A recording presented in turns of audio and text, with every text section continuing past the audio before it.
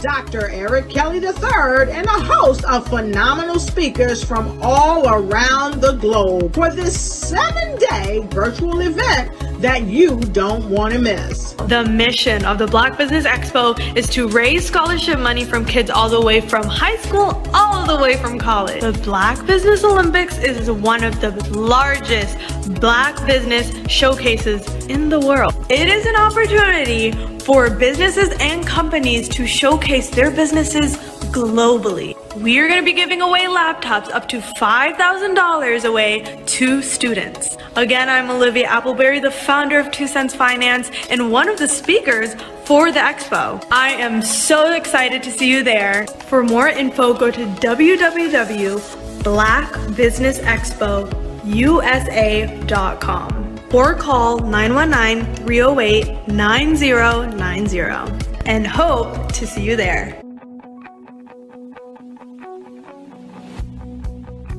I am Black Business. From the moment I wake until the time I sleep. Yes, I am Black Business. I am Black Business. Tell me, are you Black Business? I am Black Business. Do you support Black businesses? Listen, I support Black business because I am Black Business. Black Business Expo, one of the largest business showcases in the history of Black business in the world. The world! Sign up today at www.blackbusinessexpousa.com or call 919-308-9090. I am Black Business.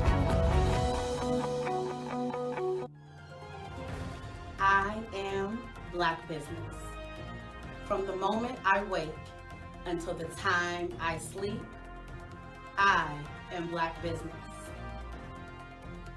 I am Black Business.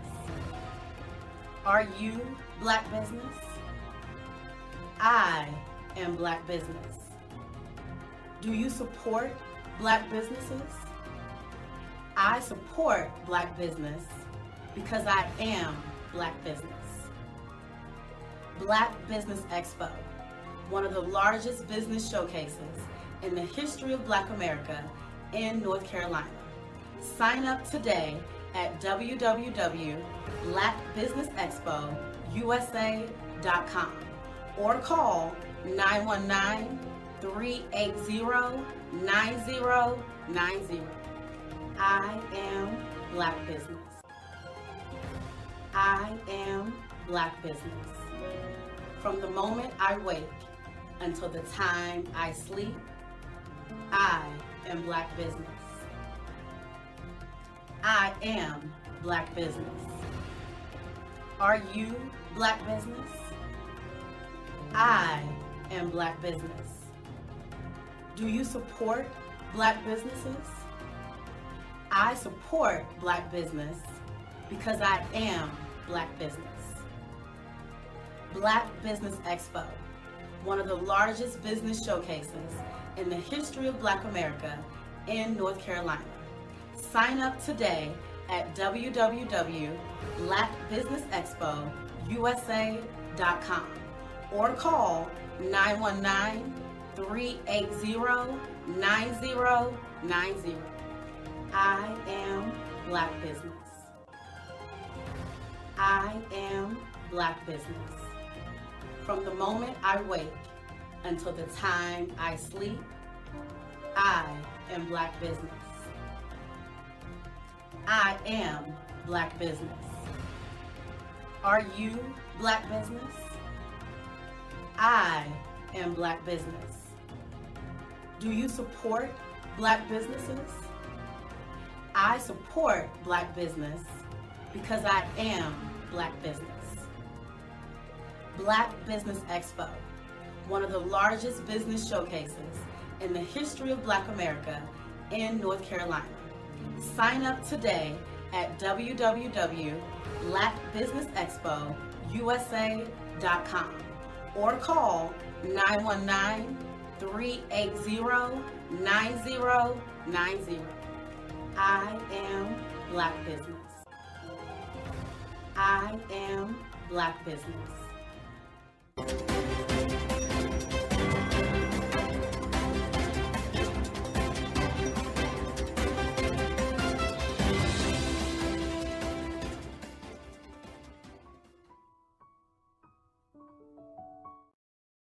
Hello, I am Dr. Eric Kelly III, the visionary strategist and founder of the Black Business Olympics. I invite you to showcase your Black-owned businesses on the Black Business Network global stage. The Black Business Olympics is a global Black Business Network platform that propels Black-owned businesses into the international spotlight. By showcasing your business on the Black Business Olympics platform, you can reach a worldwide audience of potential customers, partners, and investors.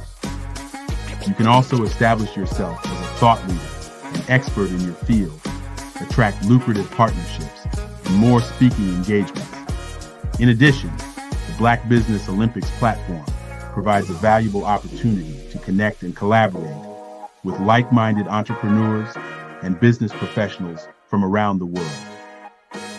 This can lead to new business opportunities, ideas, and relationships. Finally, by sharing your story and expertise on the Black Business Olympics platform, you can inspire and empower others. This is a powerful way to make a positive impact on the world and leave a lasting legacy. If you are a Black-owned business owner, I encourage you to seize the opportunity to showcase your business on the Black Business Olympics platform. It is a once-in-a-lifetime opportunity to make an indelible mark on the world. Be one of the 1,000 visionary entrepreneurs who are changing students' lives, shaping industries, and leaving an unforgettable legacy for their families. Unleash your voice on our global stage and watch your business thrive. Black Business Olympics is one of the largest Black business showcases in the history of Black business in the world. Yes, the entire world. Just give me a call today at 919-308-9090.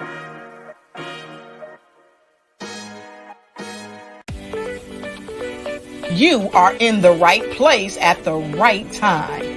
The Black Business Network opens again for its Black Business Olympics, a 24/7 broadcast on business, strategies, global branding, social media marketing, finance, advertisement, and much, much more. Featuring the top, most powerful entrepreneurs and speakers and thought leaders from all around the world as they gather together for this phenomenal event. Join the Black Business Network streaming live into the metaverse, STEM City, USA, Black Multiverse, Pod TV, Roku, Hulu, iHeartRadio, Apple TV, YouTube, TikTok, Instagram, Google Podcasts, Facebook, LinkedIn, IBM TV, Spotify, and Twitch. Tune in today and be a part of this amazing movement. The Black Business Olympics welcomes you.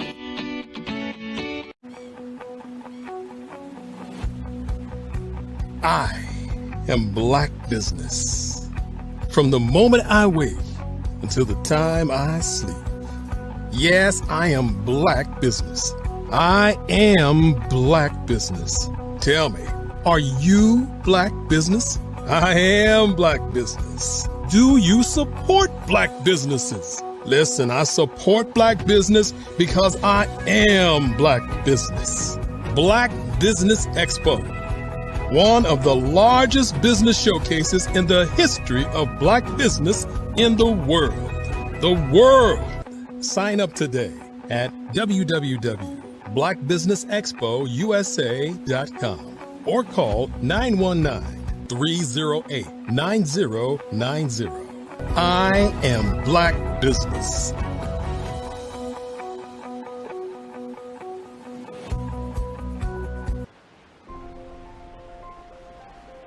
What if you could build your own city? A place where every child can find nurturing people to help them achieve their full potential. A place where every adult can access job training support, where health education is abundant, where social justice ruled the land. A place without limitations. Welcome. You have arrived at STEM City USA. It is what every city should be. A safe and trusted community where you find people and resources to help you become everything you are and beyond. STEM City is unlike anything you have ever experienced. It is a digital twin of the world around you, only better. STEM City is about energy and soul renewal. It is more than a digital world. You can almost feel the power of live cultural events, music, and theater. STEM City promises a better future for children with caring mentors and hands-on activities with dedicated tutors to support our youth. STEM City is your passport to a healthy lifestyle with weekly events addressing our community's many issues. STEM City is your financial well-being with helpful information on wealth management, career advancement, job training, and so much more. STEM City is the community you deserve. It is the city where your dreams can come true. STEM City USA, a place in the sky that is accessible to all who reach for the stars.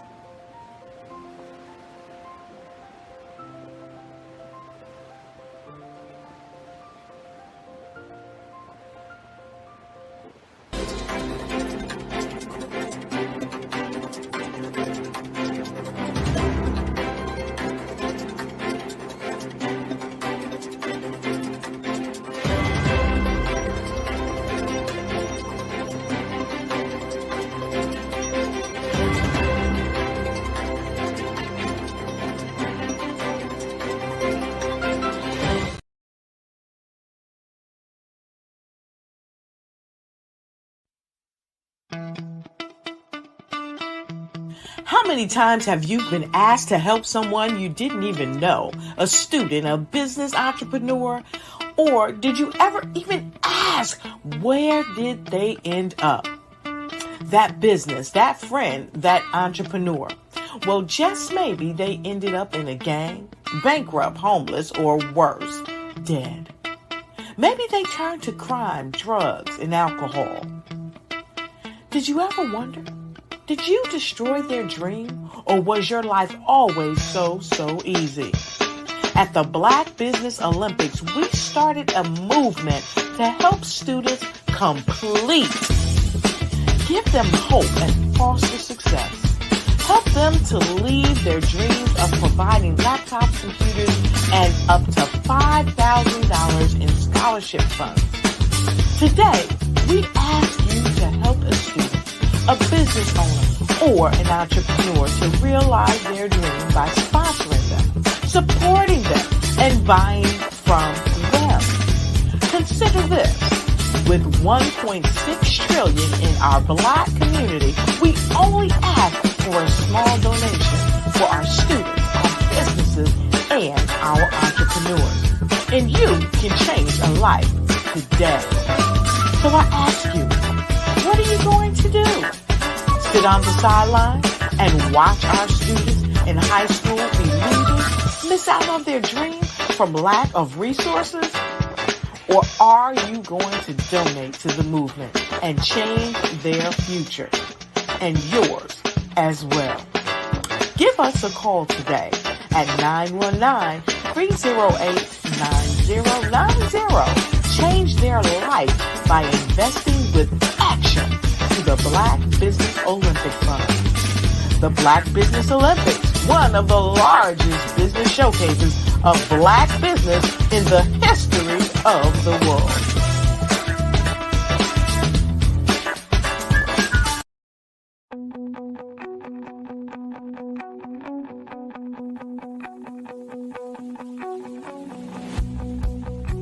I am Black Business. From the moment I wake until the time I sleep. Yes, I am Black Business.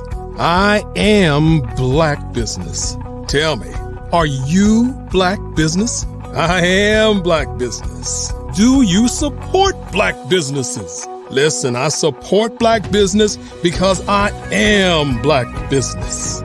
Black Business Expo, one of the largest business showcases in the history of Black business in the world. The world. Sign up today at www.blackbusinessexpousa.com or call. And good morning, business owners, entrepreneurs, thought leaders, and corporations. Welcome to the Black Business Network. My name is Kimberly Williams, and I am your business moderator for this morning on the Black Business Network. The Black Business Network is a 24-hour business network showcasing Black businesses, business owners, entrepreneurs, and thought leaders worldwide.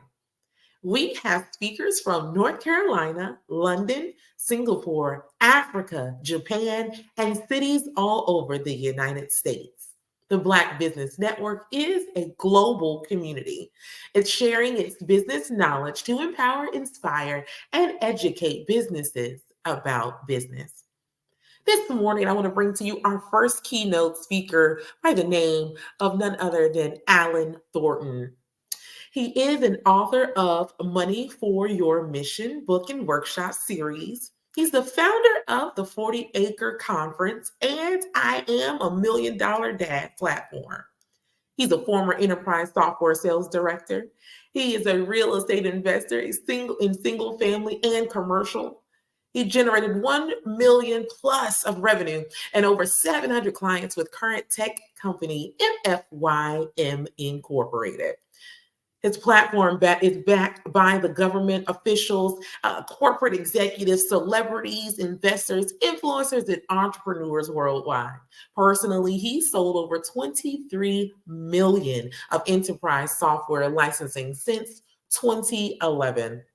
He's helped hundreds of organizations find and secure over $28 million in MFYM. He's the Forbes Business Council Top 50 Startups to Watch in 2021, a top accelerator program, and the Top 50 Tech Visionary, Top 5 U.S. Black Tech Companies, a graduate of Mass Challenge, Cordon Academy, a presentation power of Lift Off and Rise Up. I want to bring to you none other than Mr. Alan Thornton.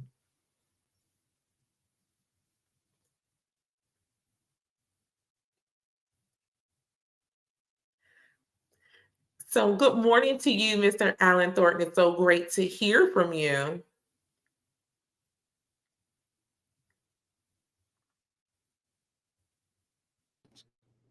Okay. Looks like I was in a Chinese movie, right? So no, I first and foremost want to thank you for being here and having us on this global stage, which is always an honor and a pleasure. So thank you for that eloquent introduction. Great, no problem. I look forward to hearing all that you have to share. I want to let you know that genius is coming, and I will see you on the other side.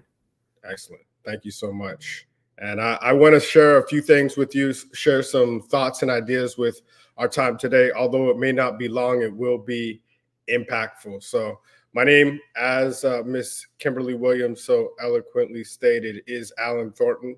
I am the founder of the 40 Acre Conference, which is the largest conference in the world on MLK and Juneteenth. And want to share, we're going into the new year. So a few of you are thinking about your big goals, your big dreams in the new year. And you say, well, once this new year gets around, we'll start. So I'm going to give you 3 different points that we can talk about to get your new year started right. The first one is manifestation, but manifestation execution. The second one I'm going to talk about is making your goals a reality with your niche. And then the last one is the connections that you keep will help you get the currency that you want. So let's talk about manifestation. And this is big, and I'll tell you a little bit about my journey. Most of you may think, hey, manifestation, it's like some hocus pocus stuff, right? But I can tell you since the beginning of time, and I read a lot of different books. I'll drop a couple books in the chat. And through the duration of this, if you hear some thoughts and ideas that you'd like to be a part of, we have the largest conference in the world on MLK and Juneteenth. And if that's something you would like to be a part of, type legacy in the chat. And I also want you to remember that you can text legacy, and you'll hear me say this a few times throughout the duration of our time together.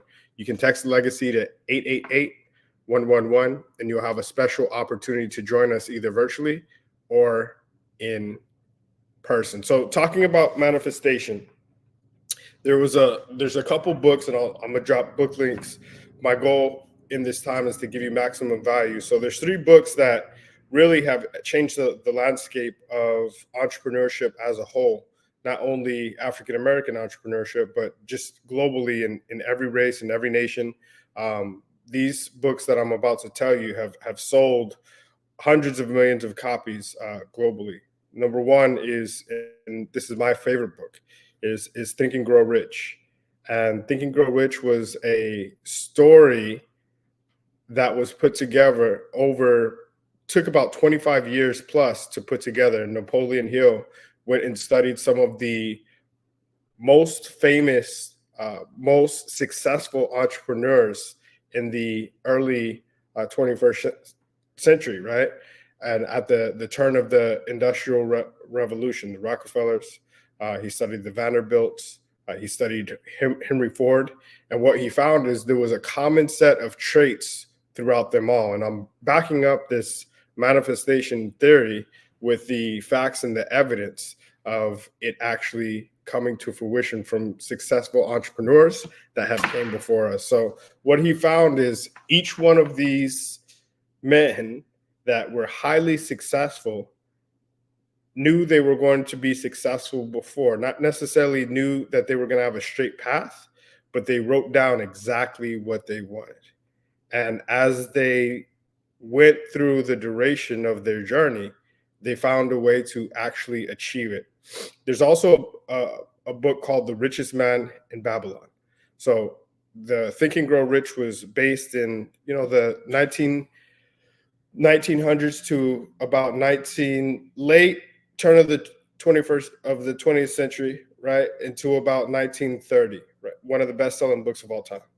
Now, if you take it 4,000 years before that, The Richest Man in Babylon, some of those same principles, some of those same traits, different currency, right? Because money alone is worthless because the currency changes, right? The different denominations, but the principles stay the same.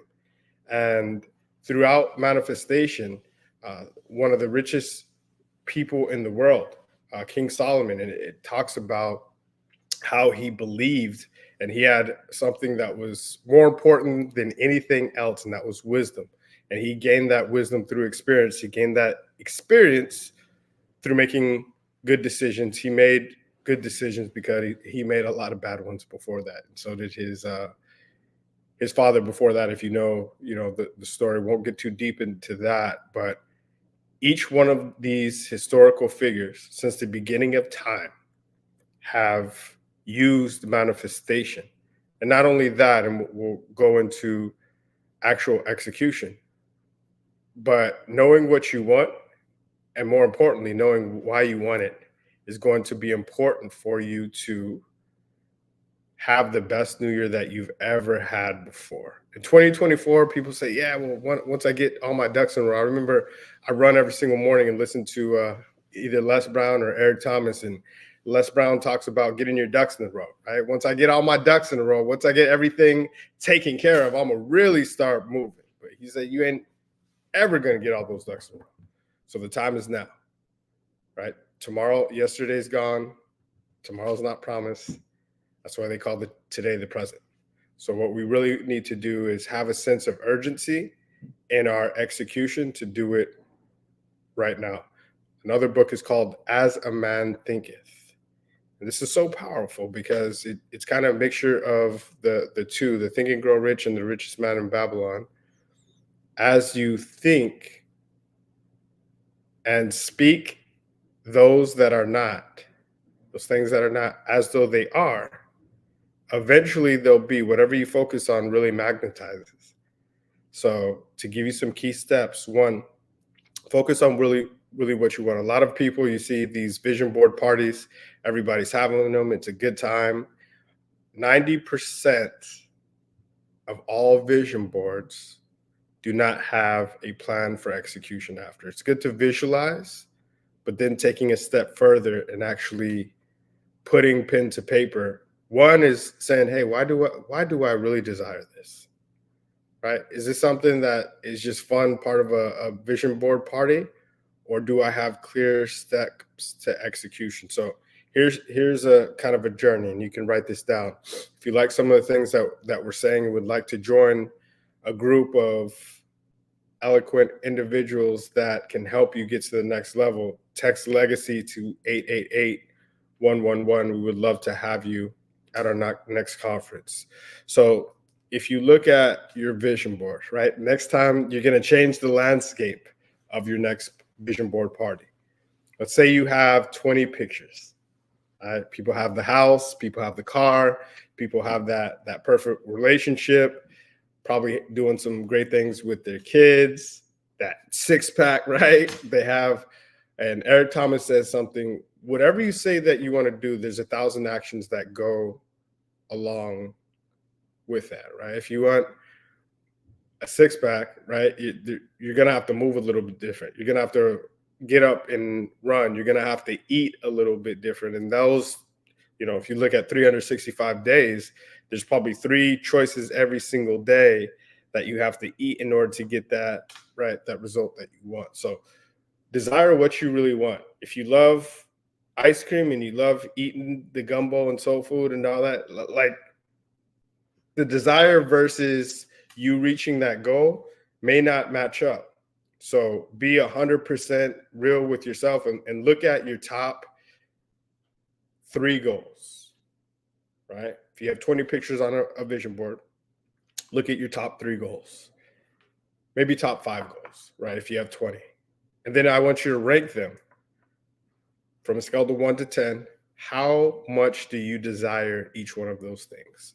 And you can do that with all 20, but what you really find is you really have about 5, right, that you really desire. That's probably 7 or 8 or 9 or more. And those that are 9 or more is probably really 3. Put together a 90-day plan. And why a 90-day plan if you have a year? Because if you don't do it in the first 90 days, you're not going to accomplish it probably in a year, right? So on this execution plan, you're going to write down your desire, right? Why you desire, narrow it down to your top 5, and then really your top 3, going to put a 90-day execution plan to it, and we're going to work back, right? So that 90 days is about 12 weeks. What are you going to do in each of those 12 weeks to get you to the goal? And you may not have all the answers, but what happens is as you begin the path to execution, your subconscious mind every single day is going to think about a way, okay, what do I do in week 1? What do I do in week 2? What I do in week 3. You can even leverage AI, right? If you have a big goal and you say, hey, I want to buy a new house in 90 days, give me a 12-week plan. You can type that into ChatGPT and let AI think for you, and then go off that so you don't start with a blank slate, right? So that's manifestation. But more importantly, it's execution. And once you start to think about execution, things will come out. People will show up. I'll give you an example, and I'll tell you a real life story. In starting our 40-acre conference, I wrote down a couple years ago when George Floyd died in 2020, right? We had a successful ground and government contract business, and we were doing things for everybody, right? All races, all verticals, all different places. And what you'll find, and this is the story to my next point about your niche, everybody is nobody. And once you find something that you're truly passionate about, other people will show up that are passionate about that same thing, and they'll help you with your execution. Give you an example. In 2020, George Floyd died, and there was a renewed focus on the Black community, right? There was a lot of corporations that said, look, I've seen some things have happened in the Black community. I'll give $1 million. I'll give $10 million. I'll give $100 million. I'll give $1 billion. I'll get $20 billion. And the numbers got ridiculous to the tune of about $300 billion. This is back in 2020. Many of you may have remembered this, all of the pushes. Now, there was a great idea, but horrible execution, right? They didn't know who to give it to. They didn't know how to track it. They didn't have to manage it. And ultimately, it got swept in the rug. And math is my best subject, but history is what I enjoy the most. And to me, that sounded a lot like, right, the promise right after slavery in 1865 of 40 acres and a mule. Great plan, but with no execution, it's probably going to disappear, right? So I started writing things down. And I said, look, I know this is way bigger than me to even try to have the audacity, you know, to take upon this big task. But nothing great in this world has ever been achieved without enthusiasm. So I said, look, we're going to start the 40-acre conference. I don't know how, I don't know the steps, but we're going to execute this. And we're going to partner with corporations, government officials, celebrities to make sure that this doesn't just disappear, and not necessarily shame them, but actually give them a path to execution. And we were able to do that. And now look a couple of years later, and along that journey, right? Nobody knew who I was. A lot of people still don't know who I am, which is fine.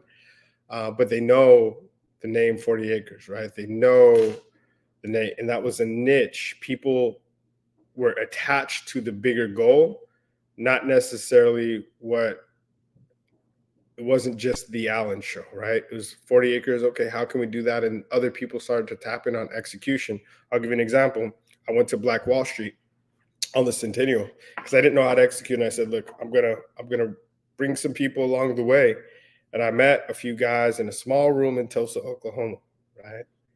Rashad, Troy, Mike, Hill Harper, right? Many of you know those guys as Earn Your Leisure, and that was before they got big, right? That was before, I mean, they had already had a good following, but this is before they started InvestFest, before they started a bunch of businesses that they have right now, before the world tours, before selling out Madison Square Garden and, you know, overseas in London and Canada and Africa, right? And they talked about doing that, and they did something that I'm eternally grateful for. Not only did I see them in a room talking about something that they were going to execute, 90 days later, I actually saw them execute. And what that did is that built my belief system. It built my execution muscle, because I heard people say that they couldn't do it. I heard people say that they shouldn't do it. I heard people say that they probably won't do it, and they did it, right? So once your mind is expanded, it can never conform. And once you start on a path to execution, you can never stop. If you look at like even the little things, I read this book by James Clear. It's called Atomic Habits. And he talks about the 2-minute rule. If you want to start something, it really takes 21 days to create a habit. So now we're talking about niche and execution. So if you just start the ball rolling, think about that, your garage, that it's messy for, I can just tell you my story. It's messy for a year. And then one day you decide, and this is my personal story, none of y'all have probably ever dealt with this, but then one day I decide, hey, my little girl needs a place to put her bike or something else and needs this clean. And in a focused 2 hours, I'm able to do what I wasn't able to accomplish in 2 years. Why? Because I was really focused. I had a reason why I wanted to do it, a strong desire. And then I put execution in place. Not that I didn't have the skills to do it. So I say that to say, right? Write down a big goal that actually scares people, but then put a path to execution, and then really find your niche. So I'll give an example of niches. Some of you understand there's a lot of different things out there. And my little girl, she loves, since she was a little kid, many of you do the elf on the shelf, right? And I remember watching Shark Tank, and elf on the shelf has become a huge business, right? $100 million business. And then there was this gentleman, I was watching Shark Tank, and he said, well, man, I'm Jewish, and we don't really celebrate Christmas. And he literally copied and pasted that same model because he tried to partner with them at first and they didn't want to partner. And he created this thing, right? If you know from Hanukkah, it was called Minch on a Bench. Exact same model as Elf on a Shelf, but for the Jewish holiday, and created a $10 million business, right? Just with that niche. If you think about a doctor, right?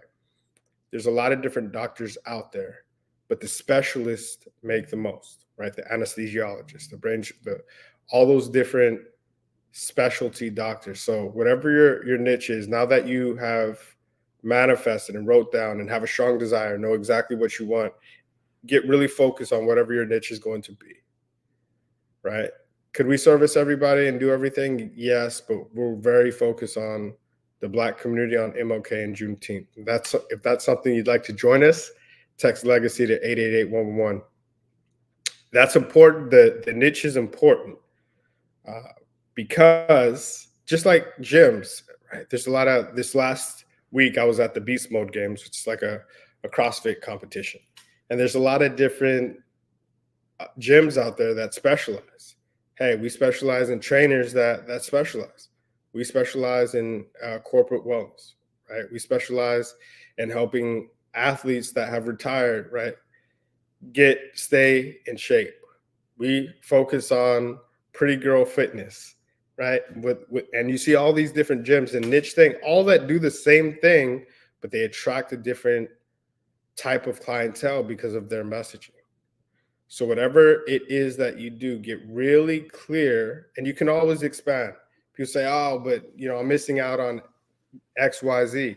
If your message isn't clear, you're going to miss out on XYZ anyway, because you just look like everybody else, or you don't make people get off the road. I was driving in Atlanta, Georgia, just outside, and I was hungry. And this was a very clear example. The first, you probably see those blue signs as you're driving down the highway, and it said food, 2 miles. Food, right?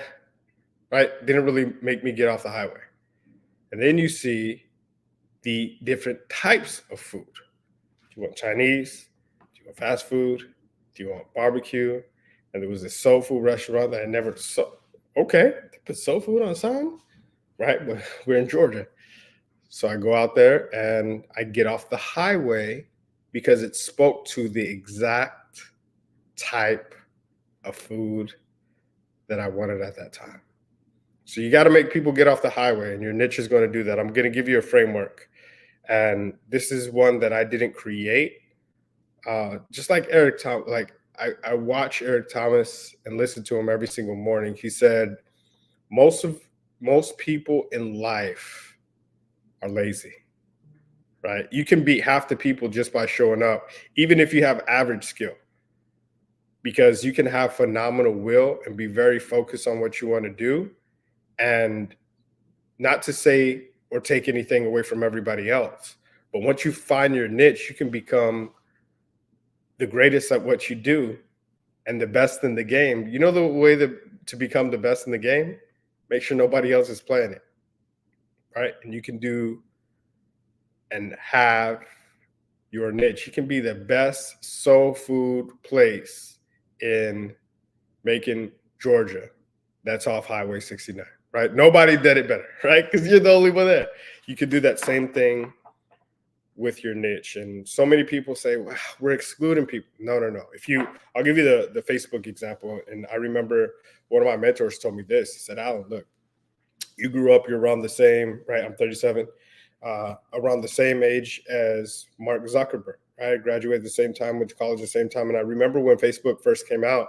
Now, I feel like an OG, right? Like, this is off topic. So I was at the basketball court the other day playing ball, and somebody say, hey, man, hey, Scoob, good shot. I'm like, Scoob, who's this talking? Oh, dang, I'm 38 now. But that's another subject, man. Never thought you'd be on the other side of life, but that's funny. I say that to say the Facebook example, back on track. When Facebook first started, they focused on college students. Right now, could they service everybody? Was the platform big enough? Was it mature enough to service any type of person? Yes. But what they were able to do is really focus on a niche that wasn't being served, right? Really focus on the people where the platform could grow the faster. It's called land and expand. I sold enterprise software for a while. That's what we do. Like the easiest core product, the highest amount of efficiency with the least amount of effort and the most amount of impact, we would sell that first to land. And then you expand. So if you look at Facebook, they built their marketplace very fast because they really focused, even when there was other giants that had a lot more traction than they did. Like at that point, MySpace was killing it. But Facebook came in and really focused on a niche and just expanded so quickly. And that niche not only expanded, they had parents. They were connected to all the other people that they wanted to get to. And what happened is they blew it out the water. They went public and, they crushed their competitors because they focused. They had laser focus, they had strong desire, and they ran hard, like hard, right? So if you can do that same thing in whatever your niche is and really focus on what the desire, because the desire is going to get you up out of bed in the morning. The desire is going to keep you going and say, oh, okay, I'm doing this. Why? When you have adversity, it's going to get you over that hump and tell you I will until because of this. Not just because it's a nice to have. No, I can, I will, I must. Come on, Dr. Kelly, you know that. I can, I will, I must. And then people, once you have your niche and once you have your manifestation, your strong desire, you're going to find people that will help you execute. One, because people can really focus. I was watching the reel the other day with Kobe, one of my favorite players, and he said, he used to hang around people and he could tell if people were unfocused or distracted, and he just couldn't gravitate to those people, right? And your energy and your vibration, your frequency will start to attract what you are and what you desire to become. So if you're focused on execution, you know what you want, you know why you want it, and you're on that path to execution with whatever your niche is, you're going to start to attract those people. I'll tell you, at the end of 2020 or the end of 2021, we were launching our MLK conference, and we had all kinds of barriers, and they canceled the parade, and we're going to do some things with the parade, and pandemic was coming back, and I was just on a path to execution. And shout out, and I got to eternally grateful for this gentleman. I got a call from Dr. Kelly, and I was trying to figure out a way how to execute this and have all speakers say, hey man, I'd love to be there, but pandemic wise, LA was getting shut down, different places were getting, and showed up on my doorstep, right? Not literally, but with this Black Business Network and said, look, I have a way that you could actually execute this. And not only was I able, through the help of people that showed up like Dr. Kelly, to execute, we got on a path that was bigger than we ever believed, thought, or imagined. And a couple of weeks later, we got a call from some people in Africa, because Black Business Network's a global network, right? We're able to get a call from Africa. And Dr. Kelly said, don't answer that call, man. Africa, come on. Like, what do we doing here? It sounds like so I hung up at first and I said, you know what?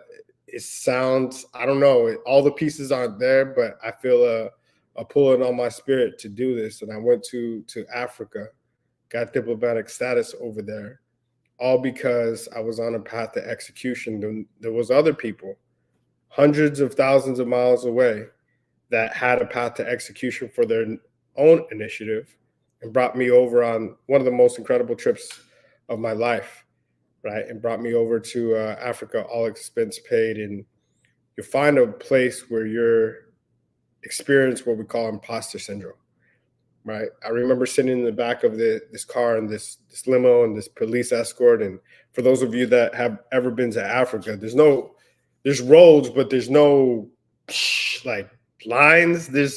That don't exist, right? So you look at this and then you're in the back of this thing and it's like the Red Sea parting, because you have this police escort and everybody moving. You got people on both sides of you trying to look who's in there. I'm like, man, one, this is either going to be great or this is it. But two is, man, how did I get here? Like, why me? I'm not that good. I'm not that person that should be in the back of this car with people looking to see who it is. I'm not really anybody. And what you'll find is you are exactly where you're supposed to be, because you wrote this down, right? And then you'll remember, hey, I wrote this down. And I told myself I was going to execute. And you'll find yourself executing on a path that you never thought you would be on. If you want to be around people like that, join us MLK and Juneteenth. Text Legacy to 888-111. We would love to have you. Some of the biggest influencers in the world. And the last thing, whatever you focus on is going to magnetize. So as you write down the manifestation, as you start to have not only your visions, but you really create your niche, you're going to be on a path to execution. And the people around you currently, just like a stage play. And I heard this from one of our pastors, and he's like, life is kind of like a stage play, right? Like a stage play. There are people throughout the duration of this play that play different roles, and everybody that's on this play may not be there. The same people that are in the beginning may not be there at the end, even though it's a great play, right? Because there's a lot of different people in this play that makes up this play of life that play different roles. They may play that role and be very good at that time, and then in a certain instance, it's time for them to go. And sometimes that happens in your life. And when you get to different parts of your life, there may some people that stay, and there may people that go. Everybody plays different roles. And the good thing is, I hope and you hope that you stay till the end of your play, right? So know that the connections around you, if you're not where you want to be, whatever you do, whatever you wrote down, whatever you think about, whatever you dream about, whatever you truly desire, start that path to execution, which is important. Write out, get laser focused. Write down your niche. Don't go after everybody, because everybody is nobody. And whatever you're going to do, and then get around the people that do have exactly what you want. So if you want to be a 5-star athlete, hang around with 5-star athletes before you're a 5-star athlete. If you want to be the best truck driver that there's ever been, go hang around great truck drivers and go take notes. If you want to have one of the greatest conferences in the world, go hang around somebody that's created the greatest conference. If you want to be a millionaire, go hang around with real estate millionaires, right? If you want to be a tech giant, go seek a tech giant and go get some time with them. What you'll find is the people, there's a self-limited belief that we all have that, hey, the people that are really successful, they don't want anything to do with me. And it's actually the opposite. The people that are not really successful, they'll push you off because they don't want you to be more successful than you, right? What I've really found is I've had, and you'll look at some of our past conferences, I've had the opportunity to hang around with multiple billionaires and they give me their phone number, right? And I'm like, man, why? Is this a real number? Why would they give me their number? And I remember one guy telling me, right, he's a billionaire, Black billionaire. He said, Alan, you wouldn't believe when somebody says they want my help or somebody said they want mentorship, I will give them my number. I've probably given out my number hundreds of times. And you are one of the few people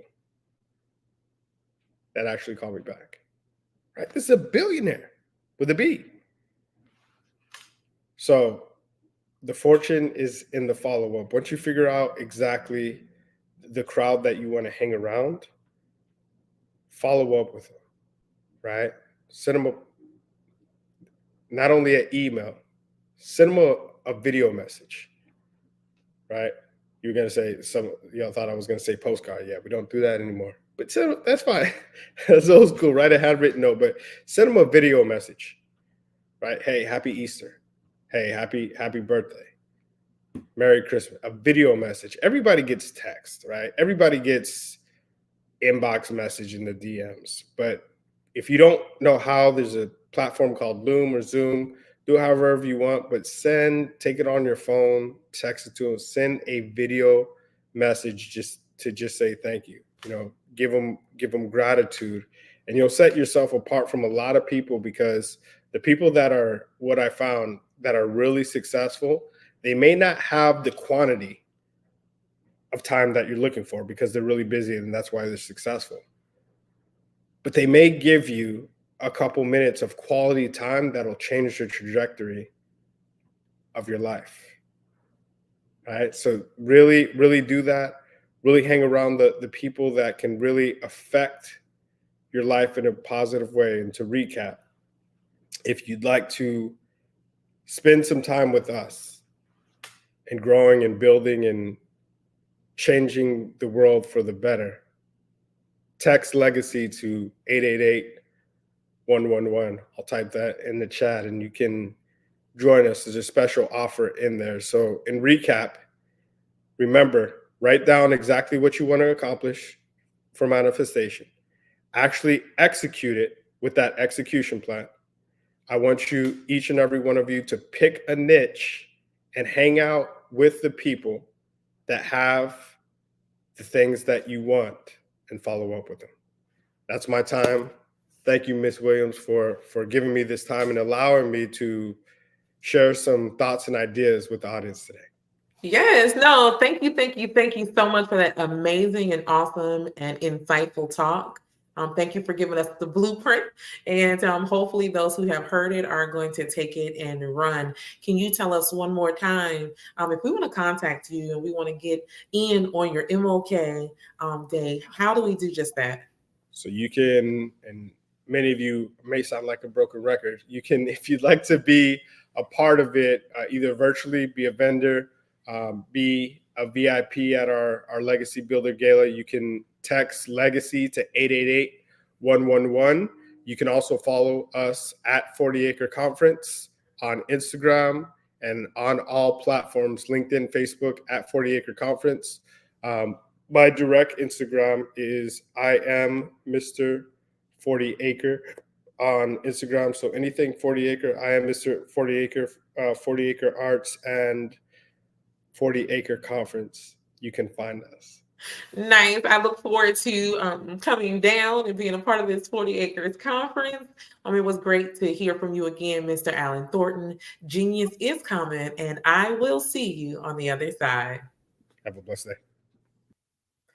So the Black Business Expo's mission is to raise funds for high school seniors going to college or K-12 entrepreneurs. And this expo is a fundraiser for students. You may go to www.blackbusinessexpousa.com to donate to the scholarship fund. Or you can use our Cash App. It's $BBXUSA. Our goal is to give laptops and up to $5,000 to 10 students. Students can register online at www.blackbusinessexpousa.com.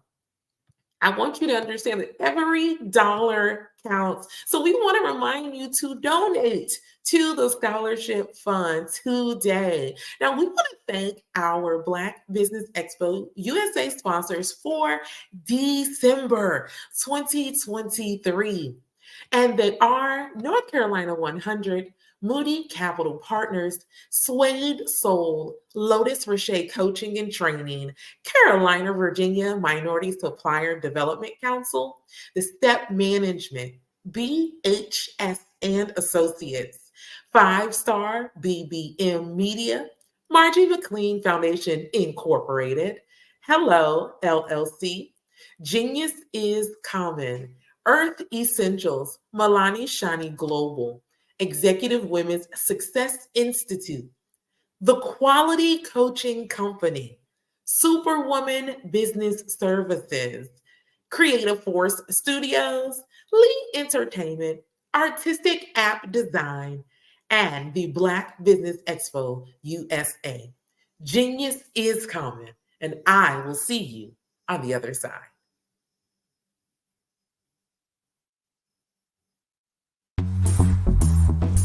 Attention all entrepreneurs and companies. Are you looking for reliable and efficient virtual assistants and back office support to help you manage your business tasks? Look no further than Superwoman Business Services. Our team of virtual assistants provides a full... Over the past few years, we've seen the growth of existing and new initiatives focused on financial inclusion, building global networks, and reducing the wealth gap in response to the idea there's not enough seats at the table. Whether their outcomes are to increase the representation of Black executives on corporate boards, ensure an inclusive global economy, or to create new U.S. African commercial pathways, the strategies are often carried out by separate programs. The question is, should they be? With the continent of Africa being home to more than half of the world's fastest growing economies, the youngest workforce, over 400 companies generating more than $1 billion annually, 700 generating more than $500 million annually that are poised for growth, and being the destination of nearly $5 billion in venture capital in 2021. Diversifying U.S. and Africa commercial engagement by building bridges between African businesses and their U.S. diaspora should begin being seen as mutually beneficial. From helping to reduce Africa's enormous capital gap to catalyzing two-way trade opportunities, the COVID-19 global pandemic hopefully has taught us that global challenges and opportunities are more interconnected than we thought. During the pandemic, African companies like Unicorn Flutterwave, insurance provider Reliance Health, ride-hailing app Yasir, and 54Gene, the continent's first bank of DNA on people of African descent, prove that when African companies have access to networks, capital, and information, they grow big, grow fast, and create solutions that are valuable to the world. This is why Be Direct was created. We are the first U.S.-based but African-centric board preparedness and board search company designed to connect U.S. Black talent and corporations to African businesses. Unique and fundamental to Be Direct's success is our process of helping board candidates adapt their experience and networks to an African context before they're connected to high-growth companies that are looking to locally and globally scale. From our focus groups with African business execs and government leaders, we don't ignore the sentiment that business is easy, but people are hard. Having a pool of board candidates with hard-to-access networks and extensive experience across the business life cycle, including successfully raising capital, is table stakes for an initiative like this. So yes, we have that. But corporate or entrepreneurial success in the U.S. does not guarantee success in Africa. Developed alongside industry partners on the continent, our training program, Be Direct Prep, is designed to transpose their experience to create cultural comfort, understanding, and a commitment to helping businesses in Africa scale. Our board governance sessions are African continental and country specific, integrated with cultural awareness and dexterity training. Masterclasses led by African industry execs and mentoring and coaching from African continental-based facilitators. But even more unique to Be Direct Prep, we cap off our training program with an immersion trip to help candidates that have not been to Africa before see and feel Africa's complexity and opportunity from African soil. We all know traditional network-based board placement has historically left a lot of us out of ever really being in the paid board pipeline. Our strategy supports the work of many great organizations that are successfully filling seats at U.S. board tables by creating more tables for those that are still left on the sideline. It's time to start seeing the role and value of U.S. Black talent and businesses on the continent of Africa differently. Old perceptions and habits limit economic inclusion. Let's transition Black talent and the African businesses they will support from the periphery of the global economy to its core. Living in a global lockdown, we all know now how fast local and global economies can change and see the value of having businesses that hire, strengthen local value chains, and even grow globally. Status quo in any form holds back progress. We must democratize U.S.-Africa commercial engagement by socially and economically connecting cultures that have long been disconnected. It's time for Africa's U.S. diaspora to redefine their global value by helping African businesses scale continentally and globally.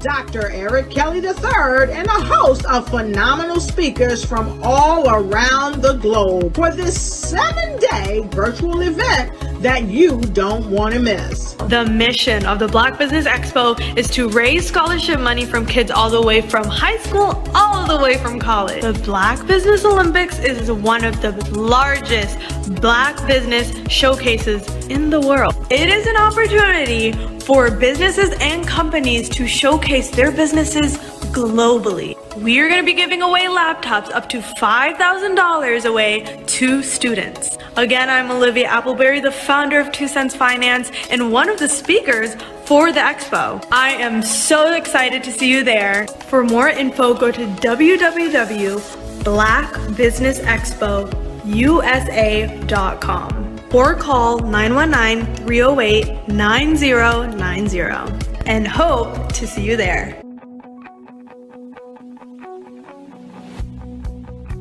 I am Black Business. From the moment I wake until the time I sleep. Yes, I am Black Business. I am Black Business.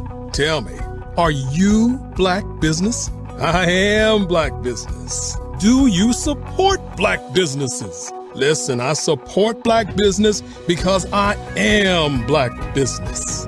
Black Business Expo, one of the largest business showcases in the history of Black business in the world. The world! Sign up today at www.blackbusinessexpousa.com or call 919-308-9090. I am Black Business. I am Black Business. From the moment I wake until the time I sleep, I am Black Business. I am Black Business. Are you Black Business? I am Black business. Do you support Black businesses? I support Black business because I am Black business. Black Business Expo, one of the largest business showcases in the history of Black America in North Carolina. Sign up today at www.blackbusinessexpousa.com or call 919-380-9090. I am Black business. I am Black business. From the moment I wake until the time I sleep, I am Black business. I am Black business. Are you Black business? I am Black business. Do you support Black businesses? I support Black business because I am Black business. Black Business Expo, one of the largest business showcases in the history of Black America in North Carolina. Sign up today at www.blackbusinessexpousa.com or call 919-380-9090. I am Black business. I am Black business. From the moment I wake until the time I sleep, I am Black business. I am Black business. Are you Black business? I am Black business. Do you support Black businesses? I support Black business because I am Black business. Black Business Expo, one of the largest business showcases in the history of Black America in North Carolina. Sign up today at www.blackbusinessexpousa.com or call 919-380-9090. I am Black business. I am Black business. Follow the Brand TV broadcast host, Grant McGaw, as he visits with top executives and entrepreneurs to find out their secrets of success with their personal brand. Follow the Brand TV broadcast host as he focuses on brand development to build better relationships, bring value to your business, relationships, and career. You will enjoy listening to each episode that is tailored to speak to you directly. If you're looking for this type of clarity in terms of building your brand, you have tuned into the right station. Each episode will help you to shape a conversation in the 5-star BDM network of 20,000 professionals and become a springboard for your corporate engagement and business opportunities. Each guest will frame their story in the areas of personal branding, business development, career development, financial empowerment, and technology innovation. Grant McGaw explains why he is the CEO and owner of his own professional career. Grant is an accomplished business leader and entrepreneur who wants to give back to individuals to grow their personal brand strategy. Tune in as he weaves his story about new possibilities, while to you exceed expectations. If you love storytelling, this show will make for fun.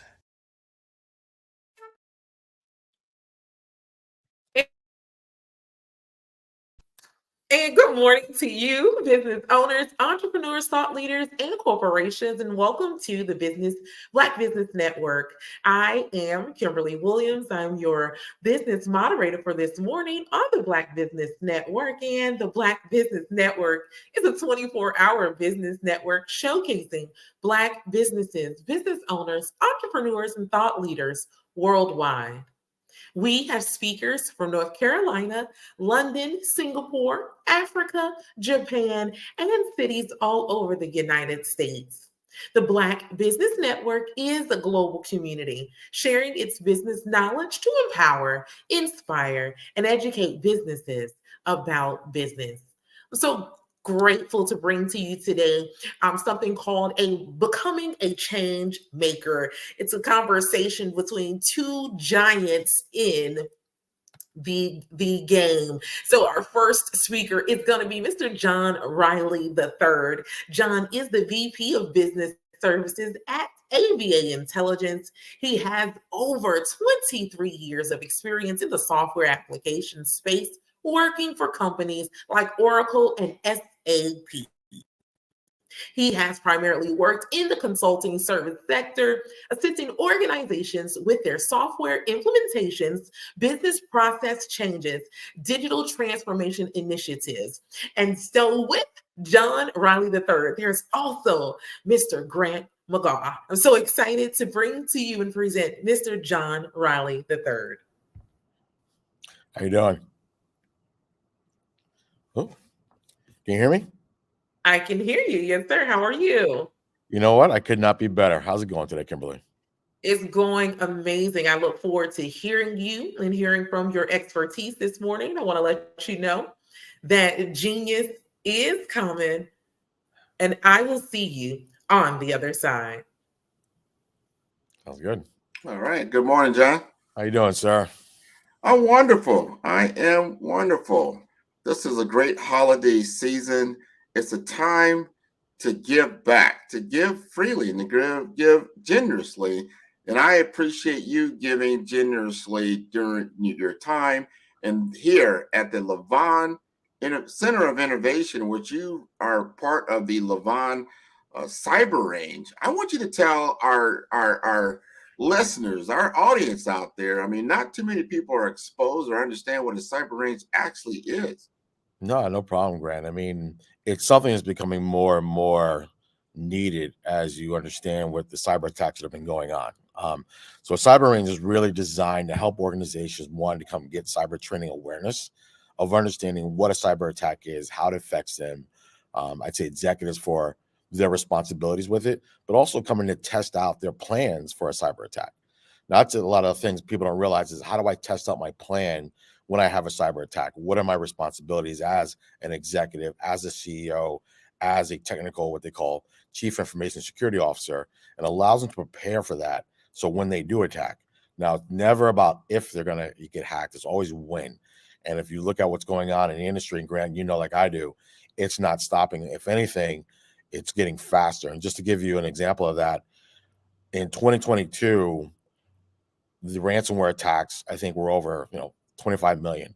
By September of this year, it's already surpassed the number of attacks from 2022. That's how fast it's speeding up. By September of this year, it surpassed all these cyber attacks in ransomware attacks in 2022. That is, and that's something that's amazing when you think about the magnitude of cyber attacks, and that's the reason because data is valuable. Yes.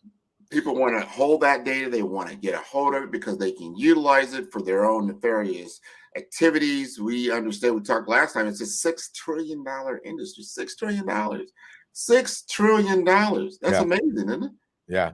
And that's the crazy thing. I mean, I was even reading today that they're turning in supply chain hacking into a service. Like, that's crazy, right? It's turning into that bit of business. They're turning supply chain hacking as a service, as an offering. And that's telling you how these threat actors, what they call them, are thinking now that it's such a business that they're going at it with a business mentality of how to be productive in it. And we'll get in, I know we'll talk about AI and technology but that has been speeding it up and making it so much easier for people to attack other people, companies, organizations. And it's almost on a scary level of how fast it's moving.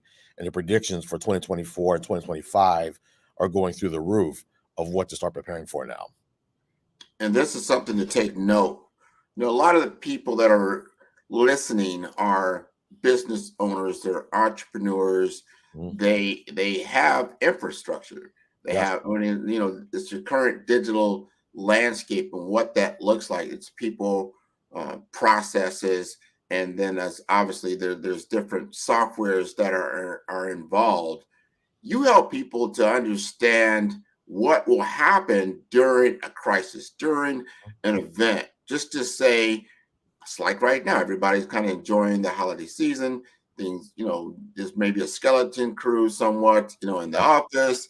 And then this is the time where people are kind of like, all right, yeah, I get this, silly email that came in. Oh, this is cute, and then they click on it. And then boom, whether they realize it or not. And this is the thing that you got me last time we talked. Sometimes these payloads are in your system for years, a couple of years before they activate them. And then once they activate them, then they go around getting your proprietary information. Talk to us a little bit about that. Yeah, there was an attack on a news station up in Canada where they were state sponsored, which means they're from another country. So China had hacked into this news station agency. They were in there for 2 years without them knowing it. They got passport information, birth certificates, social security numbers. And after they found out the attack, a year later, they found out they were in there for 2 years. So it took them almost 3 years at that point to realize, wow, these guys have everything, all of our information. And that's what people need to think of. Think about this right now in your systems. Even when you go to work, somebody could be in your systems right now for years and you do not know about it, which means they know everything about you, your patterns, who you send payments to, who your vendors are. And that's the scary thing about this now is they're not doing it sometimes fast where you get a ransomware attack and they want to get paid right away. Some people want more intel than anything else. And to give you an example, Grant, 23andMe got hacked, right? They took 7 million DNA files. 7 million DNA files, right? Think about that, right? That's what can you do with that? Almost anything. I mean, you think from a terrorist standpoint, you think about from, cloning to anything, right? 7 million DNA files. So that's super scary. You can get that kind of intel, that kind of tangible information from a cyberware attack, and they're not stopping, and they're going after what they call critical infrastructure like hospitals and everything else. I mean, more than 100 million people were affected this year by cyber attacks at hospitals. 100 million. And the year's right, and we still have almost a week and a half left. So yeah, that's a lot. It's just so when you think about that, it's like the magnitude is tremendous. So on the other side of the ball, what are we doing as companies? This is the question I ask the audience, and I ask a lot of leaders. Yeah. Used to be like, oh, well, technology. Well, that's the CIO's job. That's the Chief Information Security Officer's job.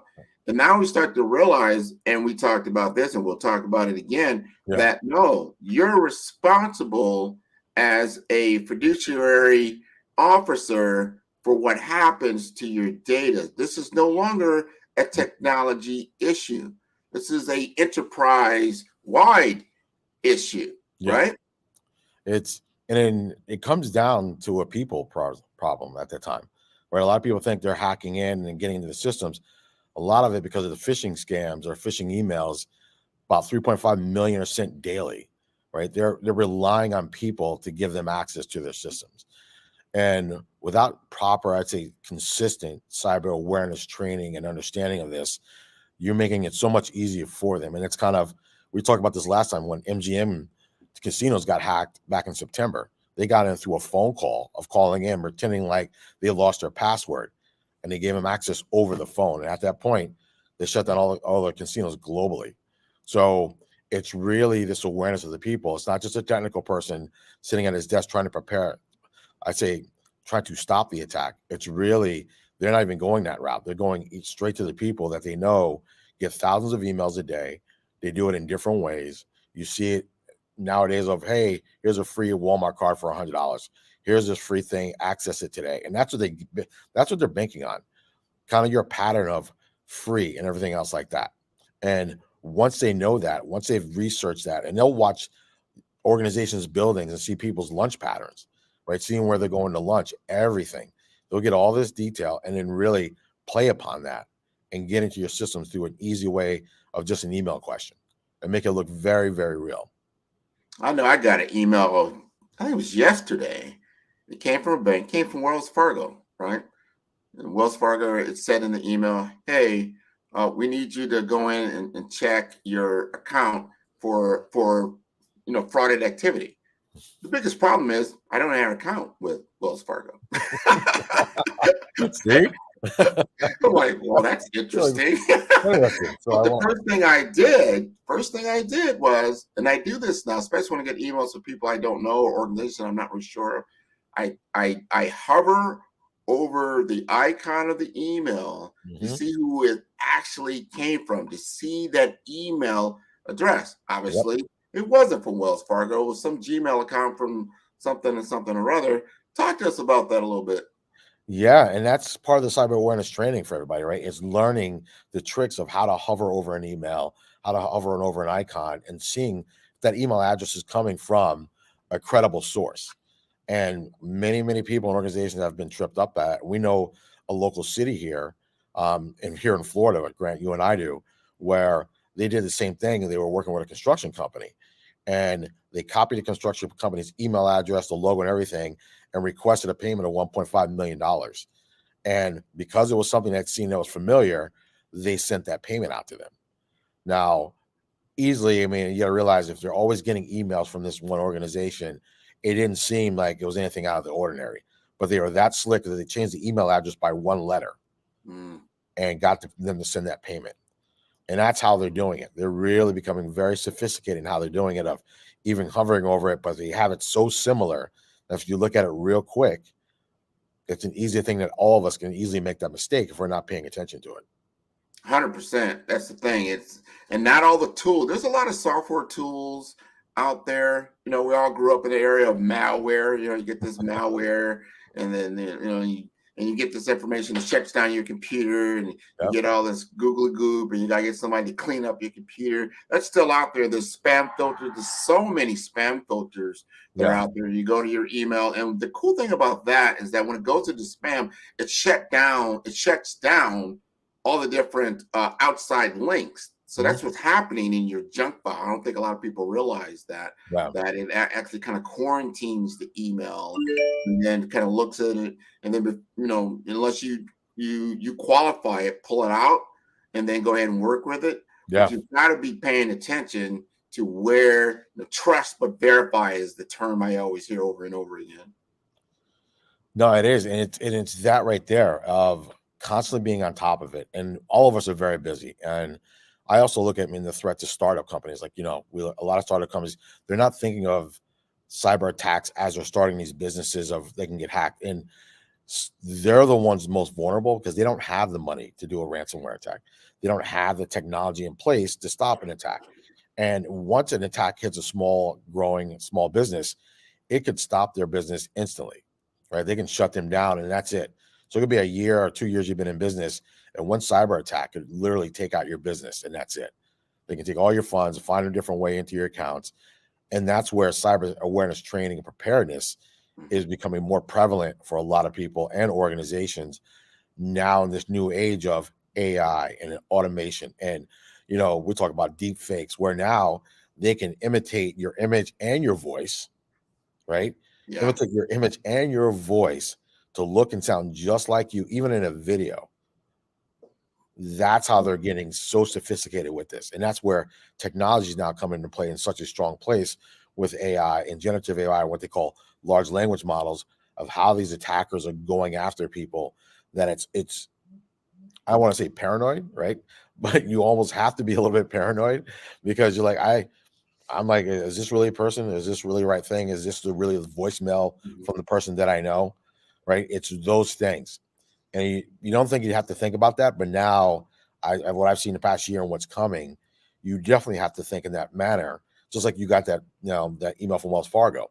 What if it was an actual email from the bank account you do have? Yeah. Right. Sometimes you don't even second guess that. Oh, my bank account. Yeah. Automatically. They must be sending it for a reason, because there must be something fraud against my account. I want to check right away. Boom. And they got you. Yeah. No, and these are the things where we need more training. I want you to talk to us about a scenario as we walk through the Levon cyber range. if somebody or organization that are interested, it's like, you know what? Wow, this sounds interesting.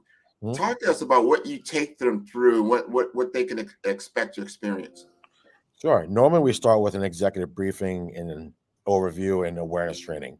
And normally that means bringing the executive team in, the CEO, CFO, the CIO, and some of their technical team, and walking through what's going on now, right? So making them aware of, here have been the attacks in your industries.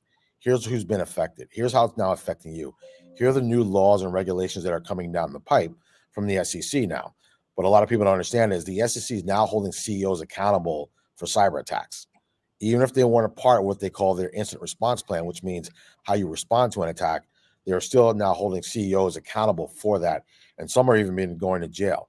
There was a cyber attack by a organization called SolarWinds almost 3 to 4 years ago. The SEC is now going after them and this chief information security officer and charging them with not being able to report that fast enough and reporting false facts of that cyber attack and how it was handled. So knowing that is something a lot of executives and the leaders need to know going into, what am I now responsible for when it comes to a cyber attack? Once we bring in him and we do that, we do something we call like a tabletop exercise, where we go through their environments, run through their systems, and test out the response plan against their environments, allowing them to understand, okay, we are able to stop this attack if it came in. We could, we were notified right away. And also we know the protocols after that of who needs to be informed after that cyber attack. Is it the FBI right away? Is it our lawyers? Do we need to report to the press? How much do we report to the press? And then what are the next steps after that? The contingency plan, do I need to give my whole team brand new laptops so they can continue to working? Can everybody come into work, or do you need to work from home? It's really running through these scenarios and preparing them, but also getting our technical team up to speed as well. So we do have certification training tracks for them to go through to get their team consistently learning what the new threats are and preparing them for it. Because that's what happens with a lot of people think of training as a last option at the end. And with cybersecurity training, it's more important than ever that their teams are kept up on their skills of what to prepare for with these new cyber attacks. And do they get a certification that they can utilize against like cyber insurance? There's insurances Absolutely. out there. You bring up a great point there, Grant. We were partnered with a company called Box Insurance here that allows you, if you're taking the training classes, you will get a discount on your cyber insurance. And if you're seeing that with all the attacks, a lot of people are thinking, oh, I'll just get cybersecurity insurance and I'll be protected. Well, it doesn't usually work that way, because if they go out there before they insure you and they find any information of yours that's on the black web, they will not insure you until it's removed. And then after you have that, going through the training and make sure you've had cyber awareness training, then they will insure you at that time. So a lot of insurance companies are now starting to require that, because now a lot of insurance there's been so many cyber attacks, insurance companies don't like to pay. And because of cybersecurity chance, and now they're paying more than ever, they're making it more stringent on how to get approved for cybersecurity insurance. Man, these are all things that we really need to consider. I want to ask you this. You've done a number of these different exercises. What are usually the number one thing, or maybe a couple of things, that you usually find that these teams, they have an aha moment? Because sometimes they feel like, hey, we have a plan. We've got a plan. We've got this thing. We run through these scenarios internally. We think we've got it down packed. But you know what? This is a good idea. Maybe we need it to get insurance. We'll go ahead and run through this program. And then they go like, wow, I didn't realize that. It's really kind of doing those tabletops when they're thinking that their plan to stop an attack, and they realize the right people aren't in the right places, or they don't know who to go to. That's when the aha moment goes, well, who's responsible for that? And it kind of looks in the face, and you kind of see the situation get tighter.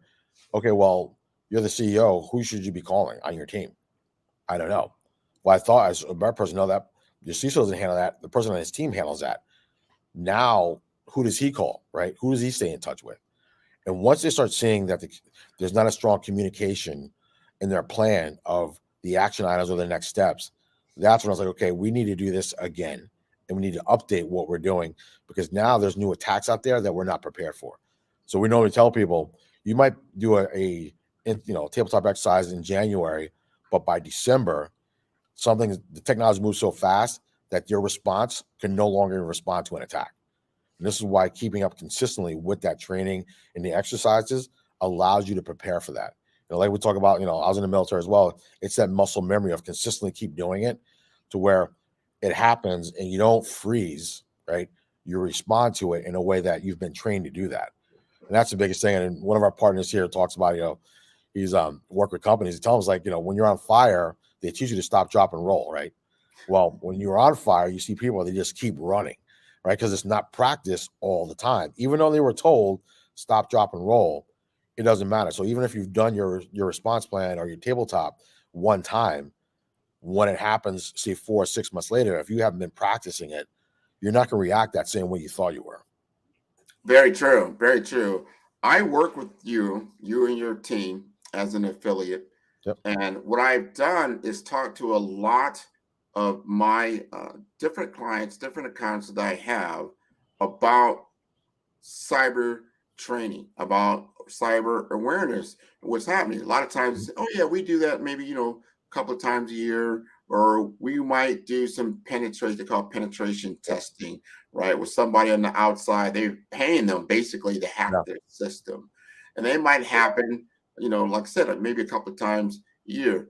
What we're finding is that the frequency of cyber attacks and their tactics are changing daily. So if you are having these kinds of awareness training only once or twice a year, you're already way behind, because these nefarious actors, they're learning all the time through AI algorithms. It's like, you know what? They understand how to do this. Wow. You know what? Let's go at it this way. Yeah. Let's go behind it this way. And you haven't even trained on anything like this, and then you get hacked. And that's it, right? It's it's thinking, oh, well, we've always done it this way, right? We've always just gone into a conference room. We go through a checkbox of, yep, that's my role. That's my role. Yep, that's your role there. And thinking that that's going to be the case.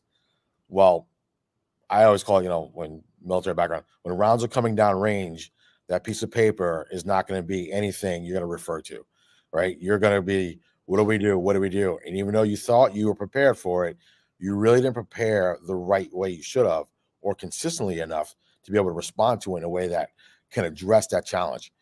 And I think this is where a lot of organizations need to start this, I call it digital transformation mindset of, we need to change the way we're thinking in the culture and become cyber focused culture of, how do we build this resilience in our organization? It's through the people, right? It's through preparing them for, I'm not going to be with you when you're on the front lines over there and you get this phishing email.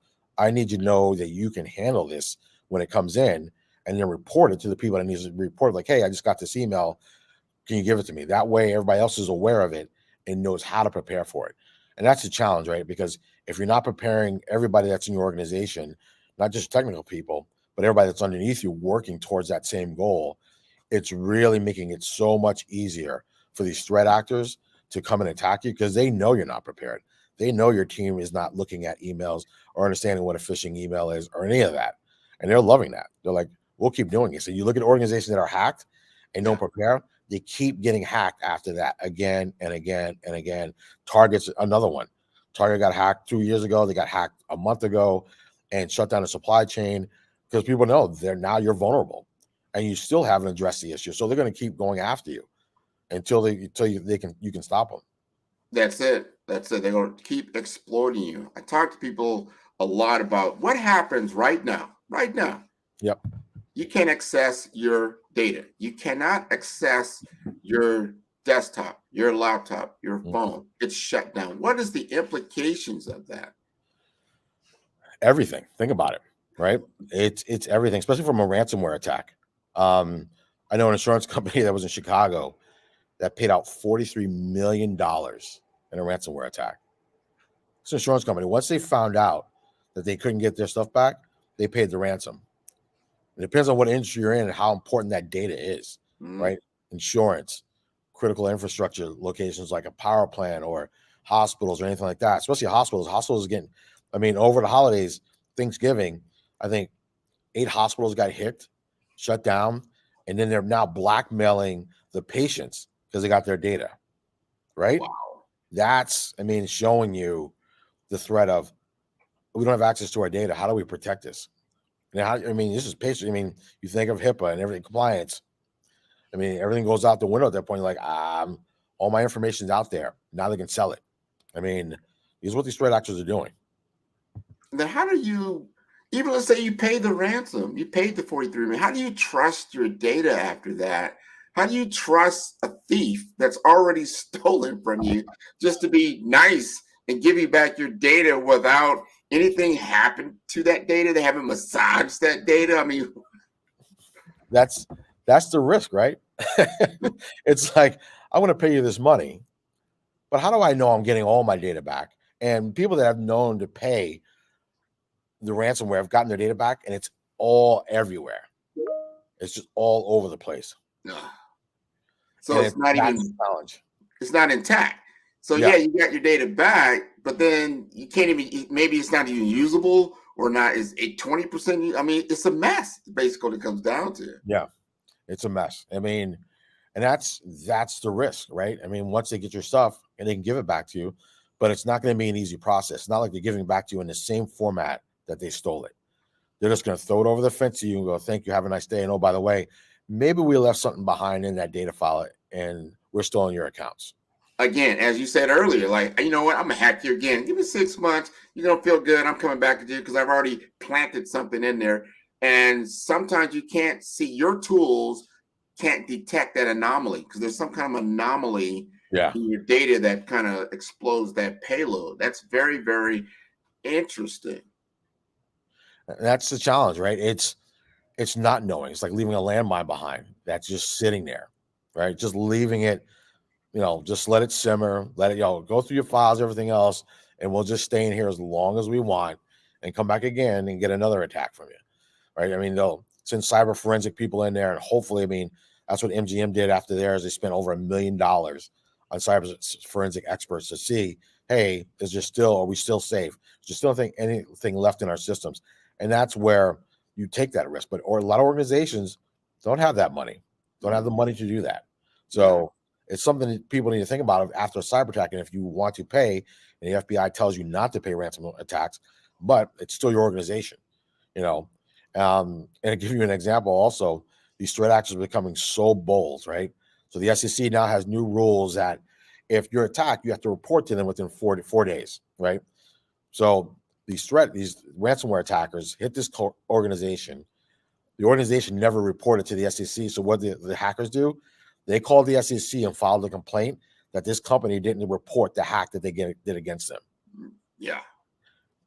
Yeah, you got it. And that's the thing. Once you're in their noose and then you're in their crosshairs, it's hard to get out. One thing I like about the Levon Center is that the forward thinking. Your cyber range is located within the Levon Innovation Center. Yes. It is located on the NSU or the Nova Southeastern University campus. And you've got relationships on a government level, an academic level, an enterprise level, a startup level. So you get a lot of exposure, and then you're able to help these organizations.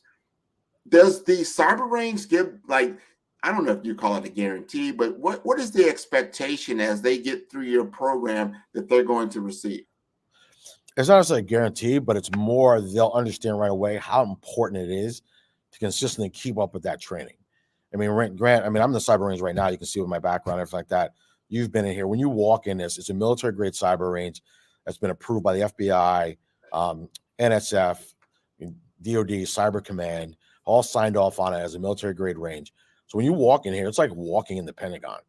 Door closes, there's no windows, it's soundproof and everything else. So you feel like you're in an environment that you're going to get the training that you need to start preparing you for a cyber attack. And that's what you need. You need to feel like, okay, if I had a cyber attack, I need to go to my war room and I need to start planning and training and preparing that. And if it happens in real life, my team would need to be in its own separate room, being able to address those issues. So when they're here, they get it right away within the first 30 minutes of, okay, this is serious. I need to be paying attention. So it's not about coming in here and you're on your cell phone, going through the stuff. We make sure the information or the training we're giving keeps you engaged. And that's the challenge thing, right? You go to a lot of organizations, it's in a conference room, it's over here, you have distractions, people want to check your email. We make sure that it's very engaging from the start that you get the feeling that, okay, I need to go through the scenario as if it's a real life scenario.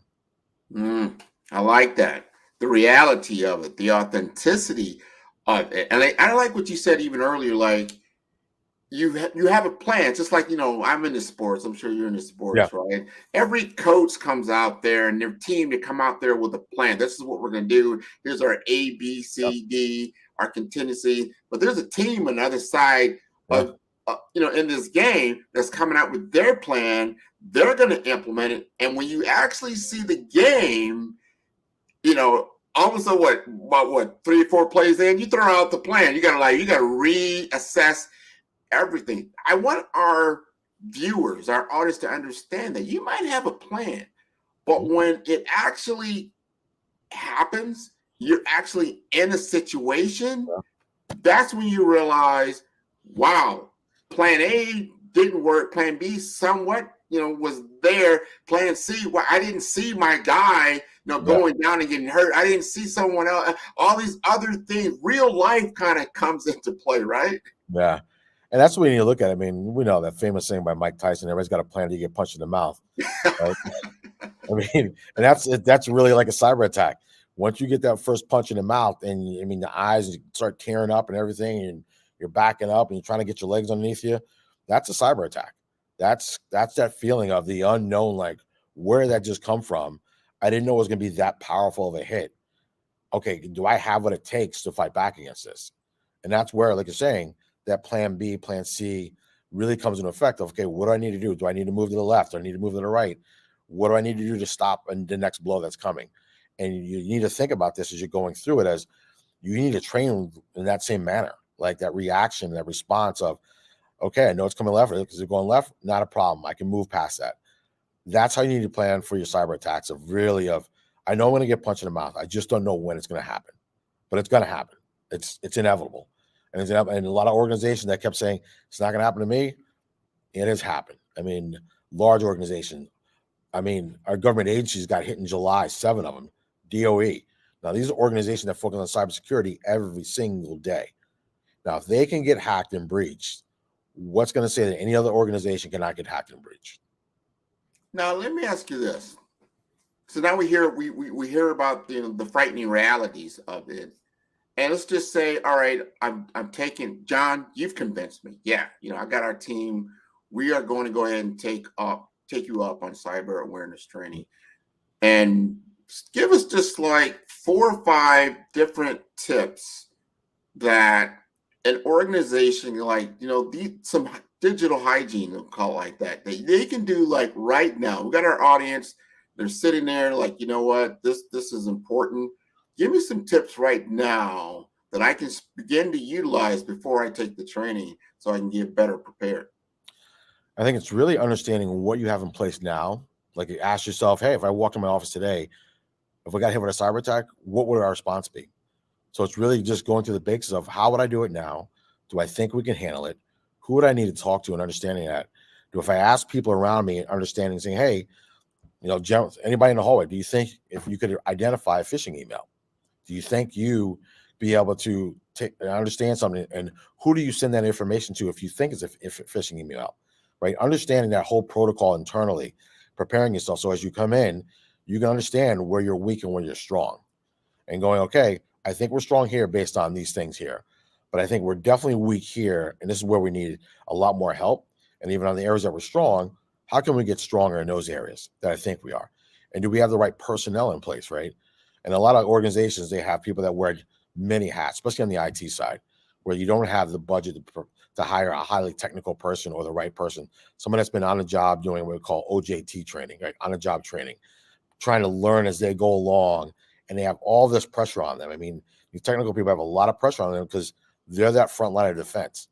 But if they don't have the backing of the organization, of the leaders, of the people that are working on the computers, their job is twice as hard because they're always running around putting out fires. So understanding that before you come in helps you prepare to understand these are the things I need to learn. And then what do I need to learn after this, right? How do we continually keep doing this and growing and making sure that every time we do the training, it gets stronger and better and our awareness gets stronger and better for my whole organization. I like that preparedness, that current state, really understanding your current state. Because then when you come into the cyber range, you kind of know, you've done your own internal assessment as best that you can. Yeah. So then you're going to get the most out of the actual training that's taking place at the range. And then I like what you said earlier about certifications. A lot of these CISOs, and some people are like, what is Grant talking about a CISO? What is it? That's the Chief Information Security Officer. People don't realize the pressure that these CISOs have on them, and that there's incredible turnover in that particular department of just security. So talk to us a little bit about that. And that's what's been going on a lot now. Is these, what they call these CISOs, like Grant was saying, is the pressure on them is twofold. And a lot of them, and a survey has been done, I think it was by Gartner, they're saying 65% of them don't think they can even handle a serious cyber attack because they haven't had significant training after they've come on board to prepare them of what the new threats are. And that's where a lot of people always ask, oh, well, how much should we budget for cybersecurity? And average cyber attack or a data breach is $4.5 million, right? $4.5 million, or would you rather budget $250,000 a year for continuous cybersecurity training and awareness training? And that's where it is. And this is where the CISOs have this pressure of trying to make sure their people are prepared and trained up aboard. But also, some of them might be in positions where they're not getting paid a lot. So because they're in such high demand, they can be snatched up for a very significant salary to go elsewhere. Now, if that happens, ask in your organization, ask yourself who can backfill that fast. Because right now, the demand is out there for cybersecurity experts that you're not going to fill that role in a month, 2 months, 3 months, maybe not even 4 months. So during that whole period, if this person leaves, how are you addressing it now? Who's got the training to step in to do that? And this is where the importance of taking care of your CISOs and those technical teams when it comes to cybersecurity, giving them the training they need, let them get their certifications. That way, they're not going to want to leave because they know they're being taken care of and they feel comfortable that they know what they need to do. But two, now they're more secure and thinking they can stop an attack.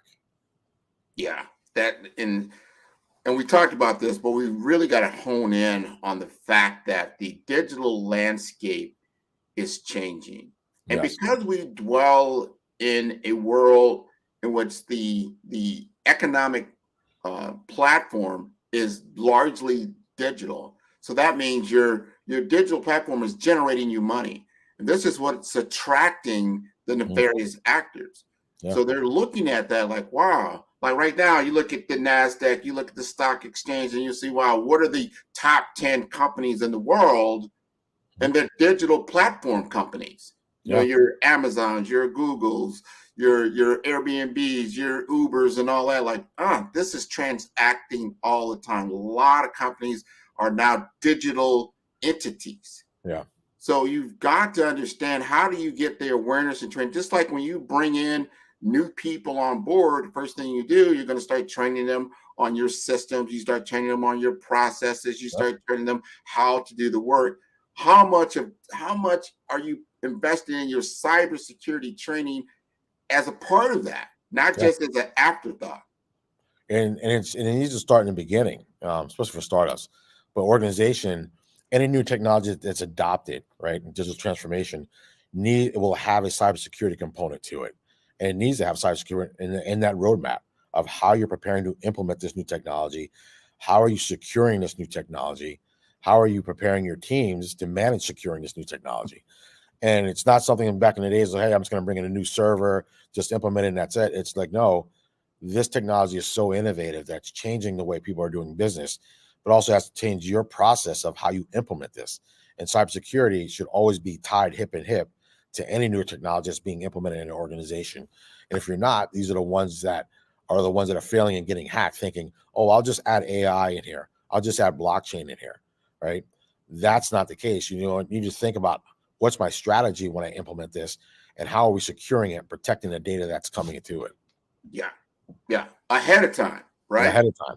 Ahead of time. It's like when you build a building, any architect knows you've got to think about the critical factors of the environment to withstand. So you're going to be thinking about, like, here we are in South Florida, any building that's built, hey, it's got to be able to withstand a Category 5 hurricane. This is a big thing. Not to say Yeah. it's going to happen every day, but we do understand that we have to build for those kinds of scenarios. We got to think through that.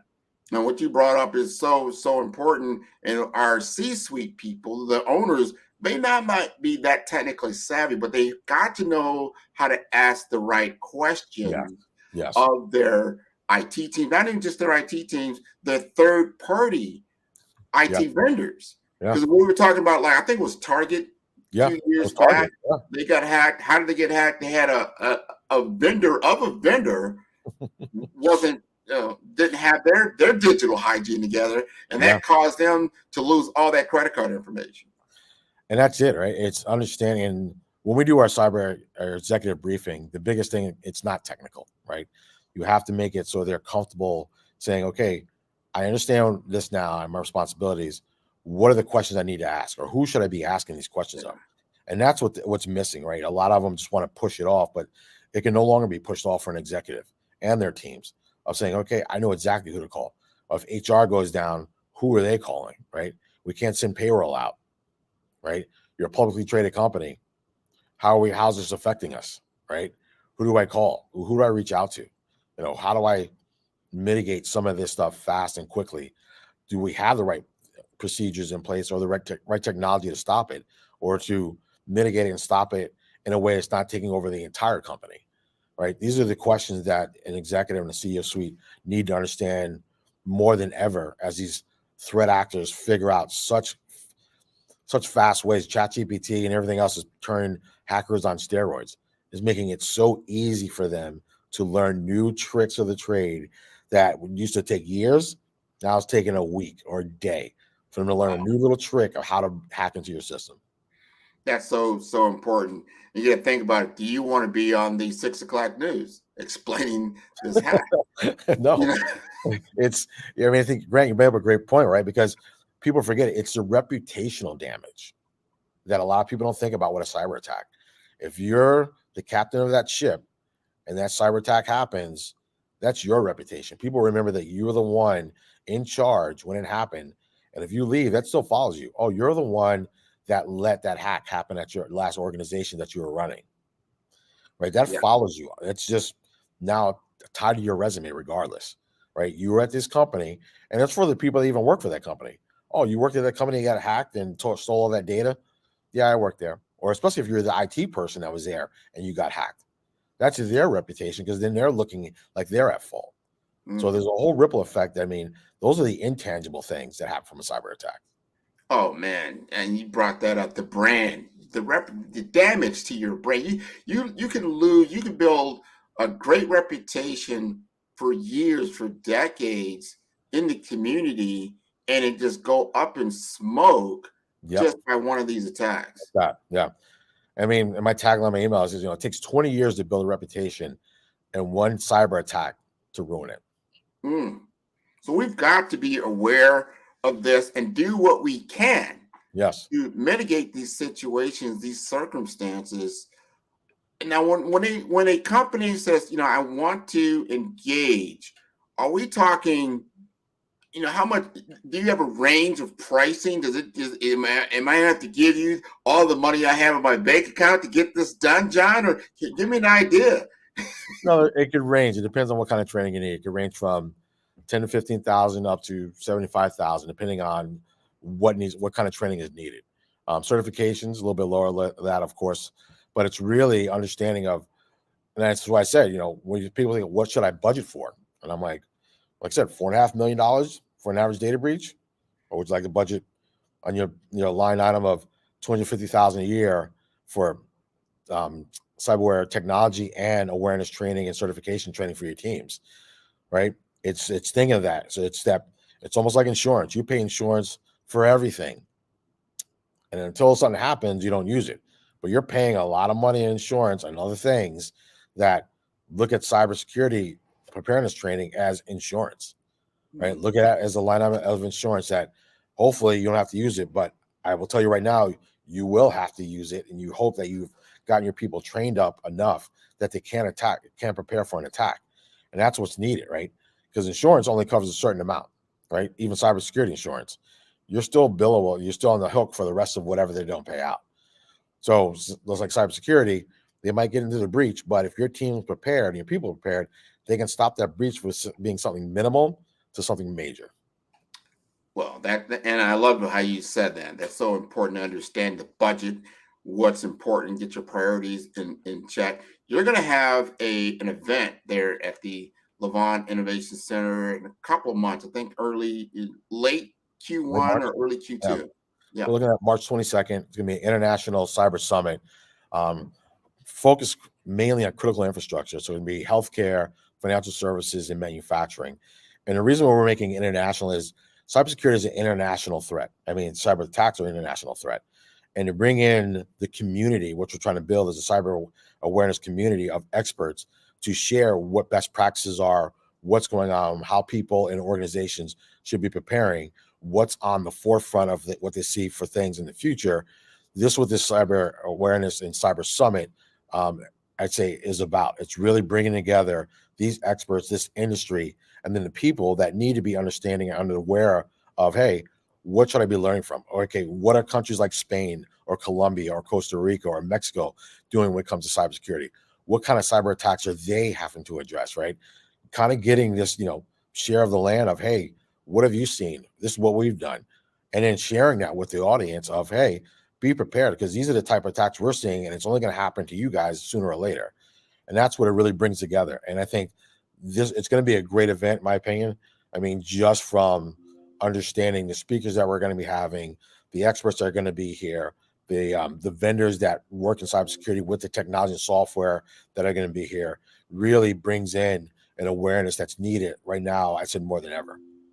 This is so important, so important. Thank you for sharing that. I want everybody to understand that even this particular network, we do this as a fundraiser for our kids to get exposure to professionals like John Riley III, to get exposure to the Levant Innovation Center.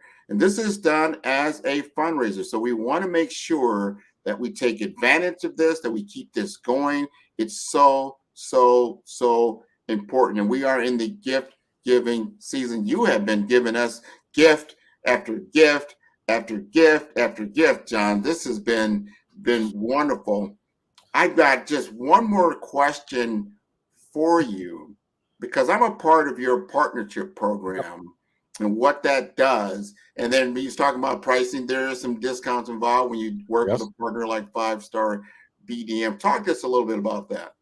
And working with organizations like 5-Star BDM really makes it easy because 5-Star BDM is in that community, knowing the people that need this training, but their expertise with 5-Star BDM is really saying, hey, I want to bring you in to expertise that you need to be prepared for. And it's working with experts of saying, hey, who do I go to for cyber training, Grant? Who do I go to 5-Star BDM to work with people that are in this organization that are going to help me? And you have to work with a partner like 5-Star BDM to align you with people that you can help and people that want to have that help. So, I mean, I love the partnership that we have with 5-Star BDM, and really, I think it's just going to help others that are in the organization and companies and even community saying, hey, I know to go to who has their finger on the pulse of cybersecurity. It's 5-Star BDM. They know where to get me in touch with people, what kind of training I'm going to need, and where to take me in my organization. So I feel comfortable that I'm paying for the right things. Exactly. I've been around the block a few years, maybe 20 plus years in the space, and understanding like software doesn't solve everything. No. You've got to really look at, and I like how you said earlier, your current state. What does your current state look like? Do you truly understand what that looks like? And as you look to adopt new technologies, which you will have to do, as we know that this digital landscape is changing astronomically on steroids from an AI perspective, a deep learning perspective. You can't stop doing these things. We just need to understand, just like when you get in your vehicle and you're going down the highway, there's always a potential for an accident. We know this. That doesn't stop you from jumping in your vehicle. It doesn't stop you from getting in your jet. It doesn't stop you from moving forward in innovation. You just need to be aware and make sure your doors are locked, right? If you've got your two-factor, in place, they call that multi-factor authentication. that type of thing, that you've got all those things in place, that you have dotted your I's, you have crossed your T's. Let's look at it as a framework. Let me look at it from the lens of how a cyber insurance company is going to look at you and understand kind of where you're at. And then I'm going to contact John, like, look, let's put this baby on the road. Let's go ahead and see if this walks like a duck and quacks like a duck, and make sure it's not a dog. Because when we go in there and these guys are in there, like, this is like going into the NSA, they were like, man, you tried.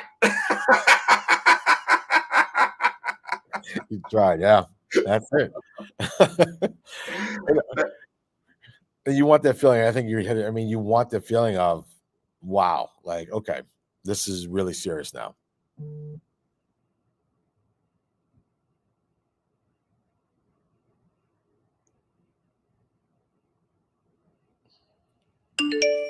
Oh, I'm back.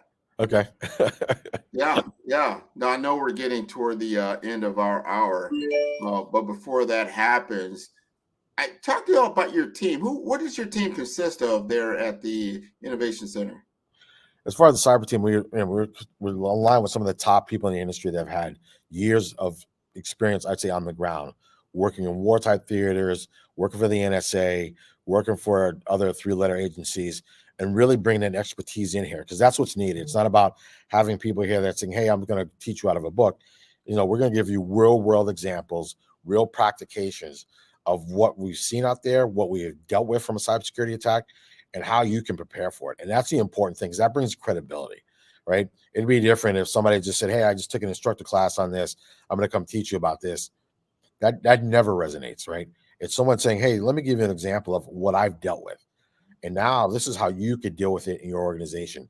Here's how you can prepare for it based on my experience of where I failed at stopping it, or how I prepared enough that we stopped it early enough on.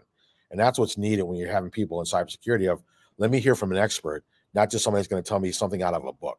And that's what we want to align ourselves. When we pick our affiliate partners like 5-Star BDM and others, it's really on the lines of, let's pick the right expertise people that bring in here, that bring credibility. So when people are here for their training, you understand they're getting an experience that is going to resonate when they leave. They'll be able to apply it as soon as they get back to the office, and then ask other questions of, okay, how do we go back? Because I want to go through this exercise again. I want to see if we did it better. Interesting. And I've been there. You've got a crack team there, not just in the cyber, because the Levant Innovation Center has different, you would call centers of excellence. Yes. On the campus, right? Yep.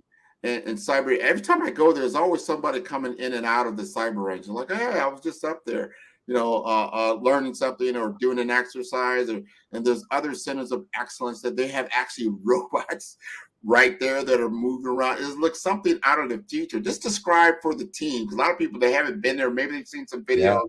Yeah. Walk us through what's happening there at the Innovation Center. So the Innovation Center, it's 54,000 square foot room, floor of innovation. We have an AI lab that has a digital twin city in there, robots, everything, 3D printers. It allows entrepreneurs to come in here to test their ideas as well, which is a great thing. We just added what they call a volumetric room that takes a 3D scan of your entire body. It's the only public one in the United States. The only ones that are out there are in Disney or on the Sony set in Hollywood. So we're making it a way and bringing this technology and bringing it to the masses of saying, hey, look at this technology. How can you leverage it for your company? How can you leverage it for your startup, right? The teams that are here, the people that run it, Terry Randall, John Weserman, who runs his chief innovation officer that's here, really have made this a way, I'd say, of people that are new to technology to come here and learn more about it. And I think that's the important thing, because a lot of people are afraid of technology. But once you've learned anything new in life, once you learn about it, it's no longer scary, right? And that's what we're making it easy, giving easy access to people that want to be part of innovative technology, an easy way to do that and get them to learn about it so they are comfortable. So then that idea pops in their head of, hey, you know what? I have a business, but I'd love to implement that part of technology that I wasn't aware of. And hey, how do I use that to help my business scale and grow and make it more innovative and give a better value or experience to my customers now that I have this technology implemented? That's what I look at the Innovation Center that brings to people and organizations, of giving them the access to innovative ideas and thoughts, and then allowing them to implement it in a way that they're comfortable. So true. Especially I go back to what I talked about earlier, when you understand that these digital platforms kind of rule the world. Yes. We have a chance. You have an idea. I talked to so many people that I have an idea. This is going to work. But we want this to happen. We need to reimagine our world, reimagine certain processes, reimagine how things get done. Yeah. But then you've got to have a way to test it. Does it really solve the problem? What we have found, and maybe, I don't know, 80% of the software applications that they come out with really didn't solve the problem. It was cool, it looked great, but it didn't solve the problem. So you got to have a way to actually test that out. Yes. The Levant Innovation Center gives you that ability, and then you got the security to understand that, hey, well, you've built it, but it's not going to be self-destruct in front of your face. Exactly. I agree with you 100%, Grant. And thank you so much for your presentation. Mr. Riley, if you would please tell us, if we want to get in contact with you and to know more about what it is that you offer our young people, can you please tell us how to reach out to you? Sure. So I have Ava Technology, which is jriley@avaintel.com, but I'm at the Levant Center, like Grant was saying. So it's jriley@nova.edu. Great. Thank you again for your genius. The genius is coming. Thank you, Grant, for your excellent moderation. And I'll see you guys on the other side. Thank you, Kimberly. Happy holiday.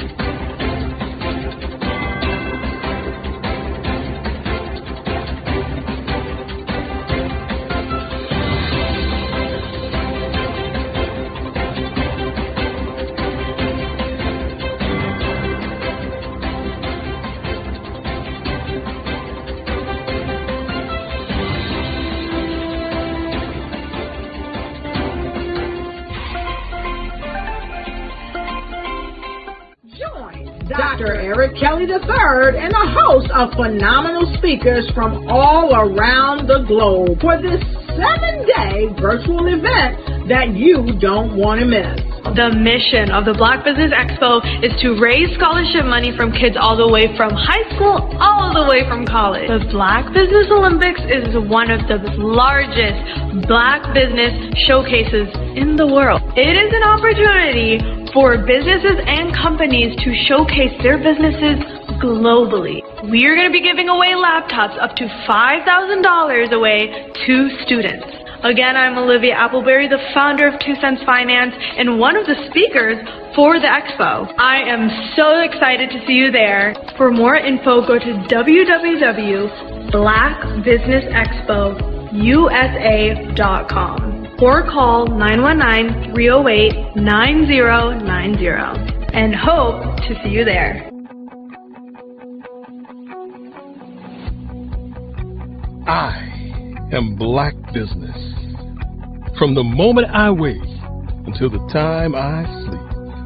Yes, I am Black Business. I am Black Business. Tell me, are you Black Business? I am Black Business. Do you support Black businesses? Listen, I support Black business because I am Black Business. Black Business Expo, one of the largest business showcases in the history of Black business in the world. The world! Sign up today at www.blackbusinessexpousa.com or call 919-308-9090. I am Black Business. I am Black Business. From the moment I wake until the time I sleep, I am Black Business. I am Black Business. Are you Black business? I am Black business.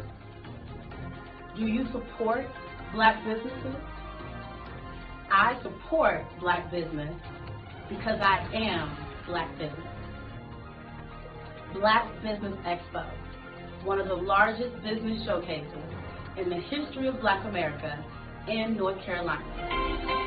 Join Dr. Eric Kelly III and a host of phenomenal speakers from all around the globe for this 7-day virtual event that you don't want to miss. The mission of the Black Business Expo is to raise scholarship money from kids all the way from high school, all the way from college. The Black Business Olympics is one of the largest Black business showcases in the world. It is an opportunity for businesses and companies to showcase their businesses globally. We are going to be giving away laptops up to $5,000 away to students. Again, I'm Olivia Appleberry, the founder of 2 Cents Finance and one of the speakers for the expo. I am so excited to see you there. For more info, go to www.blackbusinessexpousa.com or call 919-308-9090 and hope to see you there. I am Black business. From the moment I wake until the time I sleep. Yes, I am Black business. I am Black business. Tell me, are you Black business? I am Black business. Do you support Black businesses? Listen, I support Black business because I am Black business. Black Business Expo, one of the largest business showcases in the history of Black business in the world.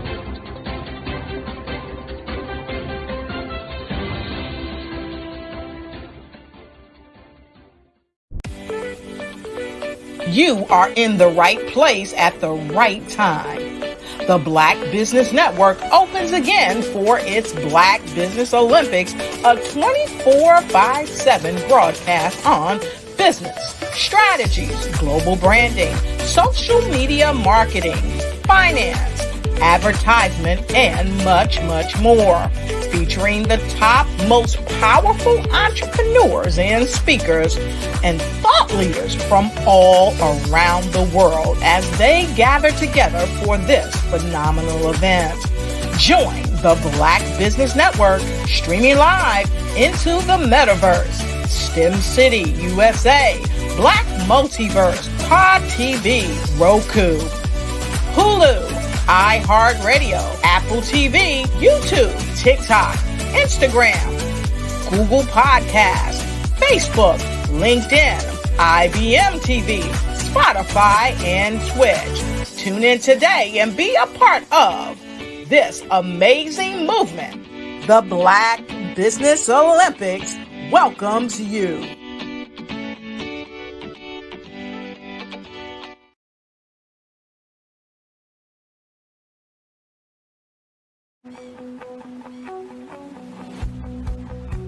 I am Black business. From the moment I wake until the time I sleep. Yes, I am Black business. I am Black business. Tell me, are you Black business? I am Black business. Do you support Black businesses? Listen, I support Black business because I am Black business. Black Business Expo, one of the largest business showcases in the history of Black business in the world. The world.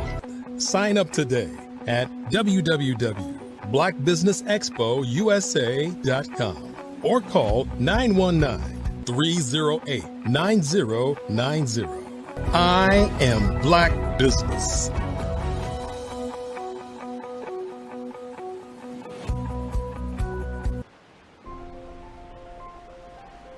What if you could build your own city? A place where every child can find nurturing people to help them achieve their full potential. A place where every adult can access job training support, where health education is abundant. where social justice ruled the land, a place without limitations. Welcome. You have arrived at STEM City, USA. It is what every city should be, a safe and trusted community where you find people and resources to help you become everything you are and beyond. STEM City is unlike anything you have ever experienced. It is a digital twin of the world around you, only better. STEM City is about energy and soul renewal. It is more than a digital world. You can almost feel the power of live cultural events, music, and theater. STEM City promises a better future for children with caring mentors and hands-on activities with dedicated tutors to support our youth. STEM City is your passport to a healthy lifestyle with weekly events addressing our community's many issues. STEM City is your financial well-being with helpful information on wealth management, career advancement, job training, and so much more. STEM City is the community you deserve. It is the city where your dreams can come true. STEM City, USA, a place in the sky that is accessible to all who reach for the stars.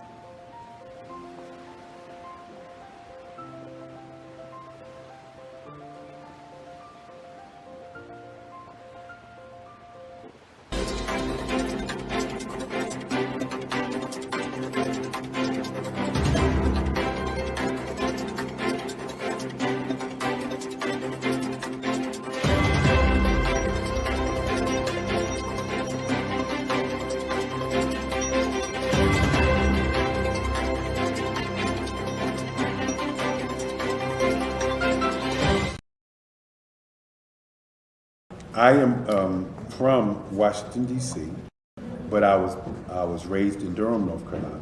I came to Durham when I was about 5 or 6, and then I traveled back and forth to D.C. because it's where my people are from.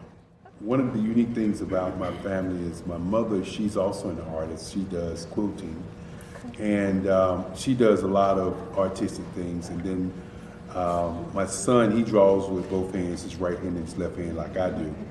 So that's kind of a family trait. And then my other son, he's a videographer, and my daughter, she works, she's a regional vice president for Sunglasses.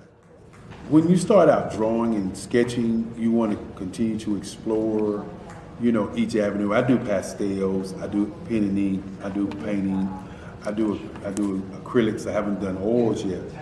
But I try to do all facets of art. What I say to a lot of times to people is, you know, you can't put yourself in a box when you're an artist. You have to explore. And over the course of my life, I've tried to explore different mediums. I also do sculpture as well. I choose my subjects by the intensity that they have in their faces, or the intensity that somebody is moving, because I do more than portrait drawings. I also do I do abstract, and then I do figurative drawing also.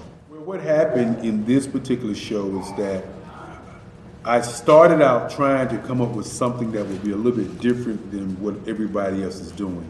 So I was working on a Barack Obama show, and they wanted me to do some paintings of Barack. And so what I did was, because of the deadlines, I kind of did it kind of fast. And then I realized when I was doing it fast, I enjoyed it. And so then I started doing other pieces the same way, and I started to enjoy those pieces also. And so I came up with this particular style, and it's a style of lines and colors. And what's interesting is that when I was in college, I did a show called Lines, Colors, and I talked about the boldness of the blacks, the hotness of the whites, and this is how this has come about, you know, later on in my life. And the colors comes from a lot of the entertainers that I work with, where they wear different colors. They don't wear, you know, your plain reds or your whites. They wear different colors, and so that's also another piece of what's giving me the colors. The subtitle of this show is faces that speak life. That's real critical. Faces that speak life. Each one of these pieces is a life source and a life energy that's being put on display for people that are looking at them. You know, I always say in terms of my art, it's not important that I draw them. It's important what you get out of what I draw. You know, I don't try to just draw it because you like it. People wanted me to do prints. I didn't do prints. You know, people asked me to do different people, but the people that I choose are people that make a difference in the lives of people in the world. So the human landscape idea was, again, as I say, the lines represent your emotions, it represents your ideas, and it represents your journey as a human being. And that's why you get the different pieces and the different looks. And as you notice, I try not to do one look that looks alike another look. And that's what's the most important part of this show.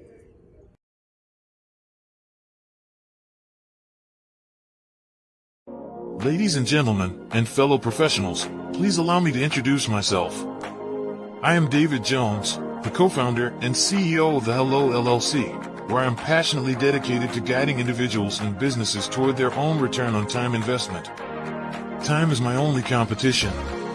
With over 20 years of experience as a corporate C-level executive, I bring a wealth of knowledge and expertise to the Hello LLC. My career journey has been marked by a relentless pursuit of excellence in marketing, strategy, and business management leadership. I have had the privilege of working with renowned Fortune 500 companies such as Xerox, American Airlines, Hilton, and Geico. However, what truly drives me is the transformational work we do at the Hello LLC. We are pioneering a new approach to business in the metaverse, where we empower businesses and individuals to build strong foundations, automate their processes and systems, while thriving in the ever-evolving digital landscape. More than just a 3D digital marketing agency, the Hello LLC is truly a community built on love, kindness, and integrity. We want more for you than from you. As I often say, collaboration is the new competition. In an era where time is the most precious commodity, I am here to guide you toward your own return on time investment, because if time was sold in stores, it would be sold out. With a deep commitment to excellence and a strong belief in the power of community, I don't just lead a company, I lead a movement into the future of business. Ladies and gentlemen, it is both an honor and a pleasure to be your guide on this remarkable journey. I am David Jones, and together, we will embrace a future marked by success, collaboration, and the transformative work we do at the Hello LLC. Hello stands for helping everyone live life optimally. So, let's make that pivot together and start living life optimally today.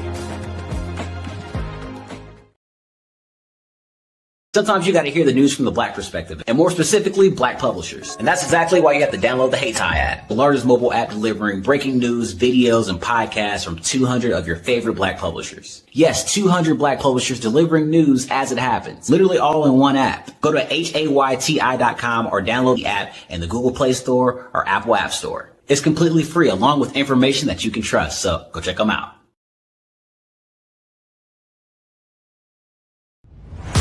Social media is evolving. It's more vibrant, more colorful, more energetic, and so are you. It's not just photos anymore. It's video, it's audio, it's subscriptions. And now there's Fanbase, a new monetized social network. Fanbase delivers the complete native app experience with full content monetization for every user. No algorithms that shadow ban your engagement or growth, and no ads. Follow anyone for free and subscribe directly to your favorite creators for $4.99 a month. Plus, show some love by tipping on any post. Also, make a Fanbase page and monetize your content the same way. Finally, connect with your followers by posting the amazing content you already create. And now, get paid for it. It's time to energize and monetize, because everyone's a fan of something and everyone has a fan base.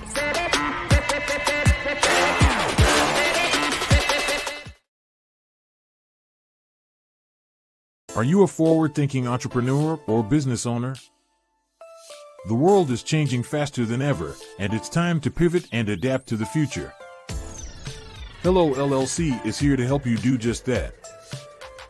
Hello stands for helping enterprises leverage leading-edge optimizations. Our innovative solutions can streamline operations, reduce overhead costs, and give you a competitive edge in a market projected to reach $5 trillion by 2030. By pivoting to the metaverse, businesses can tap into a rapidly growing market that is projected to be a significant part of daily life for 25% of Americans by 2026. As a full digital metaverse agency, the Hello LLC can help you create custom solutions to streamline operations, increase productivity, reduce costs, and drive brand recognition. Why should you pivot to the metaverse with the Hello LLC? By leveraging cutting-edge technology, you can provide immersive experiences for your customers, expand your global reach, and unlock new revenue streams. Contact us today to make the pivot.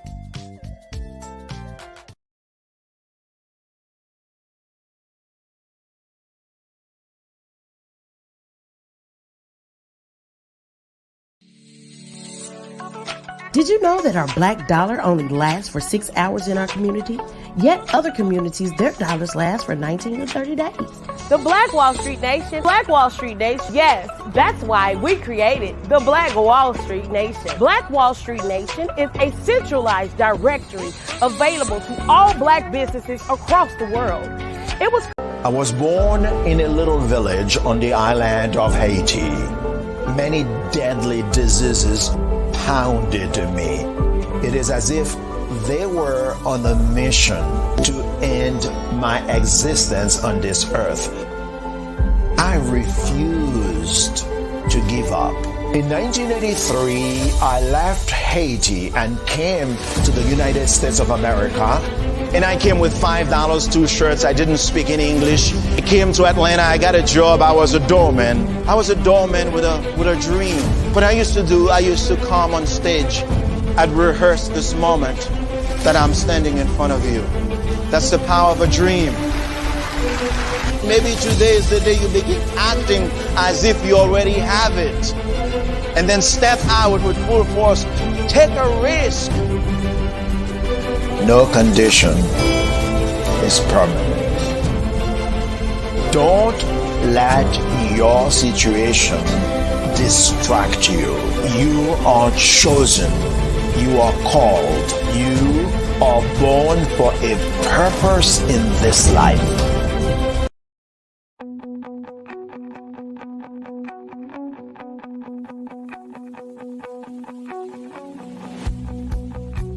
I am Black Business. From the moment I wake until the time I sleep. Yes, I am Black Business. I am Black Business. Tell me, are you Black Business? I am Black Business. Do you support Black businesses? Listen, I support Black business because I am Black Business. Black Business Expo, one of the largest business showcases in the history of Black business in the world. The world! Sign up today at www.blackbusinessexpousa.com or call 919-308-9090. I am Black Business.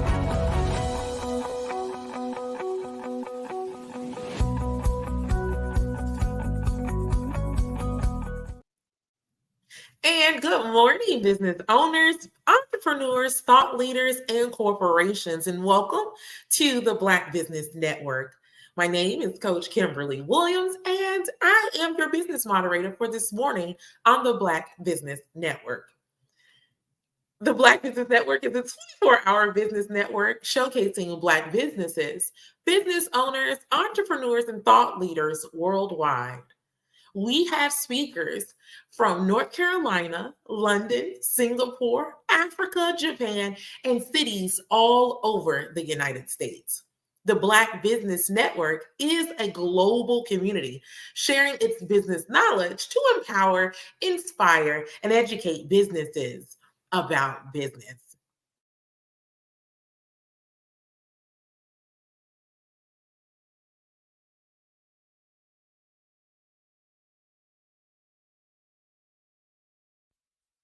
How many times have you been asked to help someone you didn't even know? A student, a business entrepreneur? Or did you ever even ask, where did they end up? That business, that friend, that entrepreneur. Well, just maybe they ended up in a gang, bankrupt, homeless, or worse, dead. Maybe they turned to crime, drugs, and alcohol. Did you ever wonder? Did you destroy their dream, or was your life always so easy? At the Black Business Olympics, we started a movement to help students complete. Give them hope and foster success. Help them to leave their dreams of providing laptops, computers, and up to $5,000 in scholarship funds. Today, we ask you to help a student, a business owner, or an entrepreneur to realize their dream by sponsoring them, supporting them, and buying from them. And welcome back. So we have speakers from North Carolina, London, Singapore, Africa, Japan, and cities all over the United States. The Black Business Network is a global community sharing its business knowledge to empower, inspire, and educate businesses about business. I have with me today a keynote speaker who's going to talk to us about leaving your side hustle and becoming a business owner. Her name is Renata Brown, and I want to just tell you a little bit about her accomplishments. She is the CEO of Dreamspire TV and the founder of Black Hour Street. Black Hour Street is a media company that produces business, search engine, and distributes online magazines, books, and TV shows for artists, entrepreneurs, and motivators. She has over 5 years of experience as a media entrepreneur, creating platforms that amplify the voices of diverse and talented individuals. As a platform builder, marketer, and interviewer, she has developed multiple skills that enable her to deliver high quality content and services to her clients and audiences. She has interviewed celebrities, covered red carpet events, and founded and executive produced the GAN SPA Awards, a prestigious event that honors gifted artists in neo soul and poetry. Her passion is to help people achieve their dreams and inspire others through media. I want to present to you Renata Brown. Hey, Coach Kimberly, how are you? I am wonderful. It is so good to see your face on this great morning. Could you please tell us a little bit about yourself? Okay, well, I've been here for almost 2 years, so hopefully people know the basic things that I do, and I usually talk about collaboration, and we're going to talk about that a little bit, and then we're going to get into some Q&A. But I'm glad to be here. It's December, and as entrepreneurs, I know we're probably already deep into 2024, and that's amazing. But one thing I do want to stress, as you go into 2024, make a plan to be intentional about collaborating with others, because that is how we're going to grow. That is how we're going to strengthen. That is how we're going to make it to the next levels that we need to achieve. And that is by intentionally, just like you make a budget, just like you allot certain time for certain things in your business, you need to make a collaboration plan. So you need to say, how am I going to reach the people that I need to reach? How I'm going to work with the people that I need to work with, and then plan it out. Set a goal for yourself every week. Every week, I set a goal for myself to connect with as many people as I can. And not only am I setting a goal, I have an action plan. So one of the primary places that I connect with people is in my LinkedIn network. So I'm very intentional about connecting having a plan, inviting people to a call. And I want to stress this, you're not inviting people to a sale, but you're inviting people to a call. And I can tell you my network and the things that I do with other people, they have grown by me being very intentional about having a plan, executing that plan. And then after you do that, you can't forget to do the follow-up on the follow-up, right?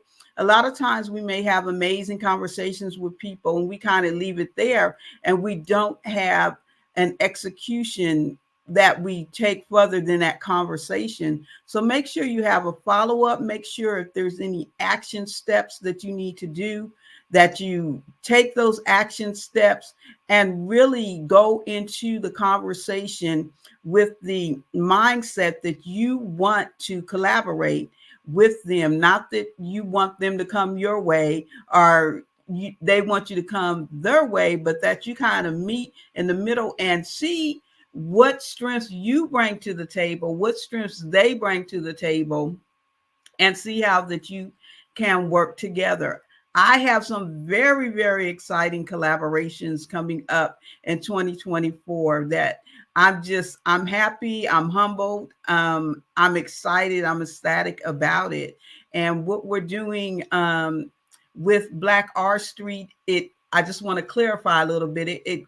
It's a combination of what we do in the other brands. So we have Dreamspire Books, and that is a platform for authors where we have an online bookstore with over 200 authors in our online bookstore. We also do a streaming show, Authors TTV, as well as we have Dreamspire Books, the magazine. All of our shows, when they stream, we put them up on Spotify as well. So what we do in Dreamspire Books, we're taking that and we're doing a very exciting collaboration that I'm going to talk about in a few minutes. And then one of the other parts of our platform is E-Inspire, where the E stands for entrepreneur and the M stands for motivator. And that is a place where we showcase businesses. We showcase them on our website. We showcase them in the various magazines that we do. We have a magazine that's coming out that we still have a few sponsor spots available, which is the Who's Inspires Who's Who of 2024. We have put over, let me see, we put 60 people on that cover in the last 2 years. So we do magazines a little different. So you can be on the cover of an international magazine and get a 4-page spread. We have a few more spots open. So if you're listening to me or you hear the replays in the next couple of days, definitely check that out because we do have some opportunities available for that issue. I'm excited about it. This is going to be the biggest and the best one that we've done to date for E-Inspire Who's Who. If you're a Who's Who, hey, check us out. And then we have Dreamspire TV. And Dreamspire TV is a place for our entertainment brand. And that's where we do the red carpets. That's where we do the interviews. We are credentialed for such awards as the Stellars, the Black Music Honor, and a lot of others. I had the amazing opportunity this weekend actually to cover the UNICEF ball, the United Negro College Fund, for the Mayor of Atlanta. It was the 40th anniversary. We had a chance to actually interview the mayor. So look, those interviews will be coming out soon. But one thing that really humbled me, and I was so amazed to be able to also interview the Honorable Ambassador Andrew Young, because he's just history walking and so blessed that we have him with us. So we are able to do that things through our entertainment brand, which is Dreamspire TV. We also had a chance to cover a movie that's coming out on Christmas. What Lies Under the Tree is an action adventure, and Cynthia Bailey from the Real Housewives of Atlanta co-produced it. And so we were actually able to interview her and some of the cast members on Sunday. So I love what I do on all aspects, the entertainment part. That's fun, that's exciting, but my passion is putting people on stages, giving people an opportunity to shine, and collaborating with other businesses. We have to get out of the mindset of competing, because I don't compete with anyone. No one is my competition, and we shouldn't look at each other as competition. Competition is based in games, and I'm not about gamesmanship. And I'm not playing any games when it comes to unity. I am not playing any games when it comes to collaboration. I am not playing any games in working with others. And that is what my 2024 is focused on. So make a plan. Write down, like how you do your chart, that your vision board. Have a vision board where you're envisioning working with major brands, where you're envisioning collaborating, when you're envisioning how are we going to make the whole landscape of Black business better by working together. And I created the new platform. We are a little over 8 weeks old, called Black R Street, and it's OUR. And I tell people, I was doing my notes one morning, and this came up, that we have other things that signify business out there, but Black R Street, I saw all the word R like I never saw it before. I saw the O for opportunity. I saw the R for resources, but guess what? The U is in the middle, and the U is you, and the U is for unity. So I saw opportunity, unity, and resources. When we bring those together in a non-competitive attitude and atmosphere, in a collaborative space, then we cannot be stopped.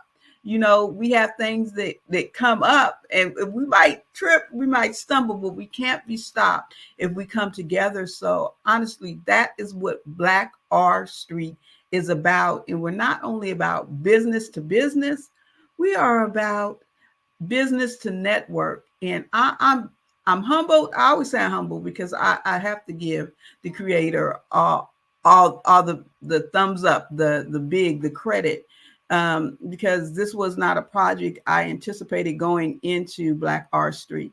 But I can tell you, we've been around 8 weeks, and we have over 54, you heard me, 54 businesses that have signed up, that are part of what we're doing. We're going to have a mixer really soon. You follow me, Renata Brown or Renata Ray or Dreamspire. You can follow one of our brands. I'm not hard to find. And we're going to have a mixer, and we want to invite people. So if you're not a part of what we do, come apart, because like I said, there is no competition. It is all about collaboration, for sure.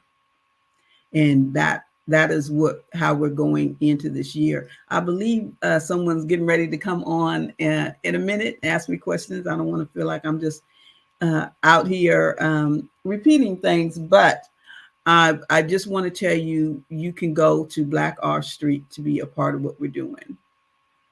Awesome. So thank you so much, Ms. Renata, for giving us an insight to what it is that you are bringing to the market, especially for the last, first of all, to this network for 2 years, but then also just to us as a whole, as a people. The things that you have for us in terms of business owners is not only inspiring, but it gets us into a position that we may not have been able to get ourselves. So I have a few questions that I do want to ask you. One, you just said something, and I wanted to ask about that thing. So the first thing you said was you do not like competition, right? And that, you don't, again, you're not playing games when it comes to your business. And so the gentleman that was on earlier, he said that your competition is proof that you can do whatever it is that you're trying to do.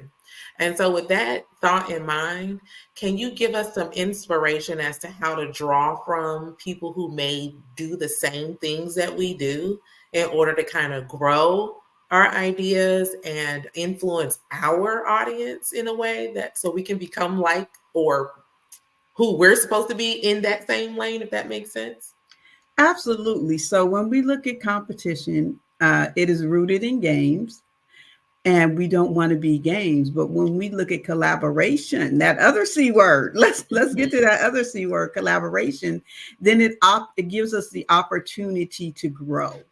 We all know the African proverb: if you want to go fast, go on by yourself. But if you want to go further, then go with each other. Okay, I just made that up, that part. Okay. I like that. Go with each other. And so the way that I look at things, I look at people in a straight line. If you're heading in the direction that I'm heading, if you are motivated, if you're an entrepreneur, if you are about unity, if you are about growth, if you are about Black people, okay, then I say we're heading in the same direction. Now we know how direction works. I might be in front of you. So I think helping other people behind me, because we're going the same way, right?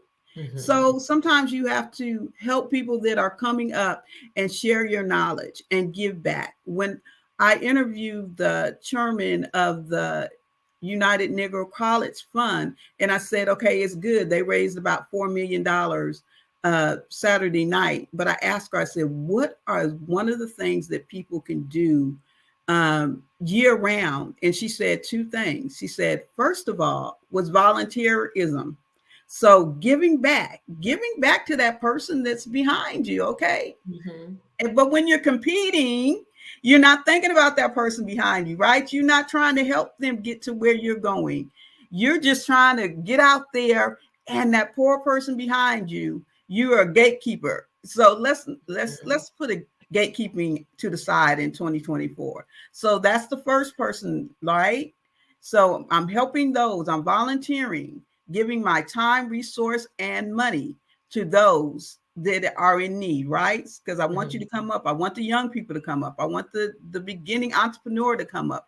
I want all those people to be a part of what I'm doing, because I'm where I'm at, but I want them to have that. The next thing in that line is those that is walking with me, right? Okay, we cool. You're not my competition. You're my brother, and you're my sister, and my sister. We're walking together so we can get things accomplished. Right now, we're joining up.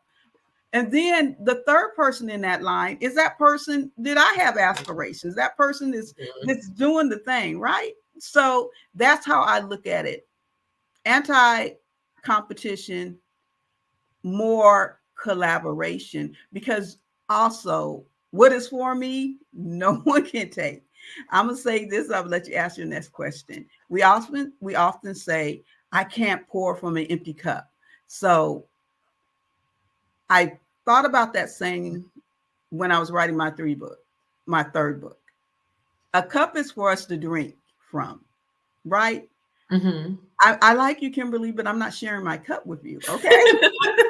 You're not like that, okay? So what's in my cup is for me, so I don't have to worry about what's in my cup, because that is 100% for me. What's in my picture, that is what I'm pouring in. That is what needs to be replenished, right? That is the vessel. So we can't be both the recipient and the vessel at the same time. But there's times when we pour in, and there's times when we drink. So let's stop saying you can't pour from an empty cup, because the only way you pour stuff out of a cup is when you're done with it, right? When you're washing it out, when you're putting it away. Well, cup is a vessel to receive and to drink. A picture is a vessel that we pour out of, and we need to be replenished. And when you know that you got something in your cup, you don't have to think about the scarcity, because I think competition is a scarcity mindset. It means it's not enough for me. There's nothing to pour in my cup because you have it. Right. I love that. I love that. I love that. I love that. One of the things that I heard most about what you were saying is coming from a place of abundance, right? What I have is enough to give the person who's behind me, because they're not where I am. The person next to me we're carrying the same thing, so we can walk alongside one another. And the person ahead of me has what I need next, right? And so I love that. I love that. I love it. So let me ask you this question. You've been a part of a lot of different scenes, right? when it comes to over the generation, right? You've been a part of a lot of different spaces and places for our Black faces.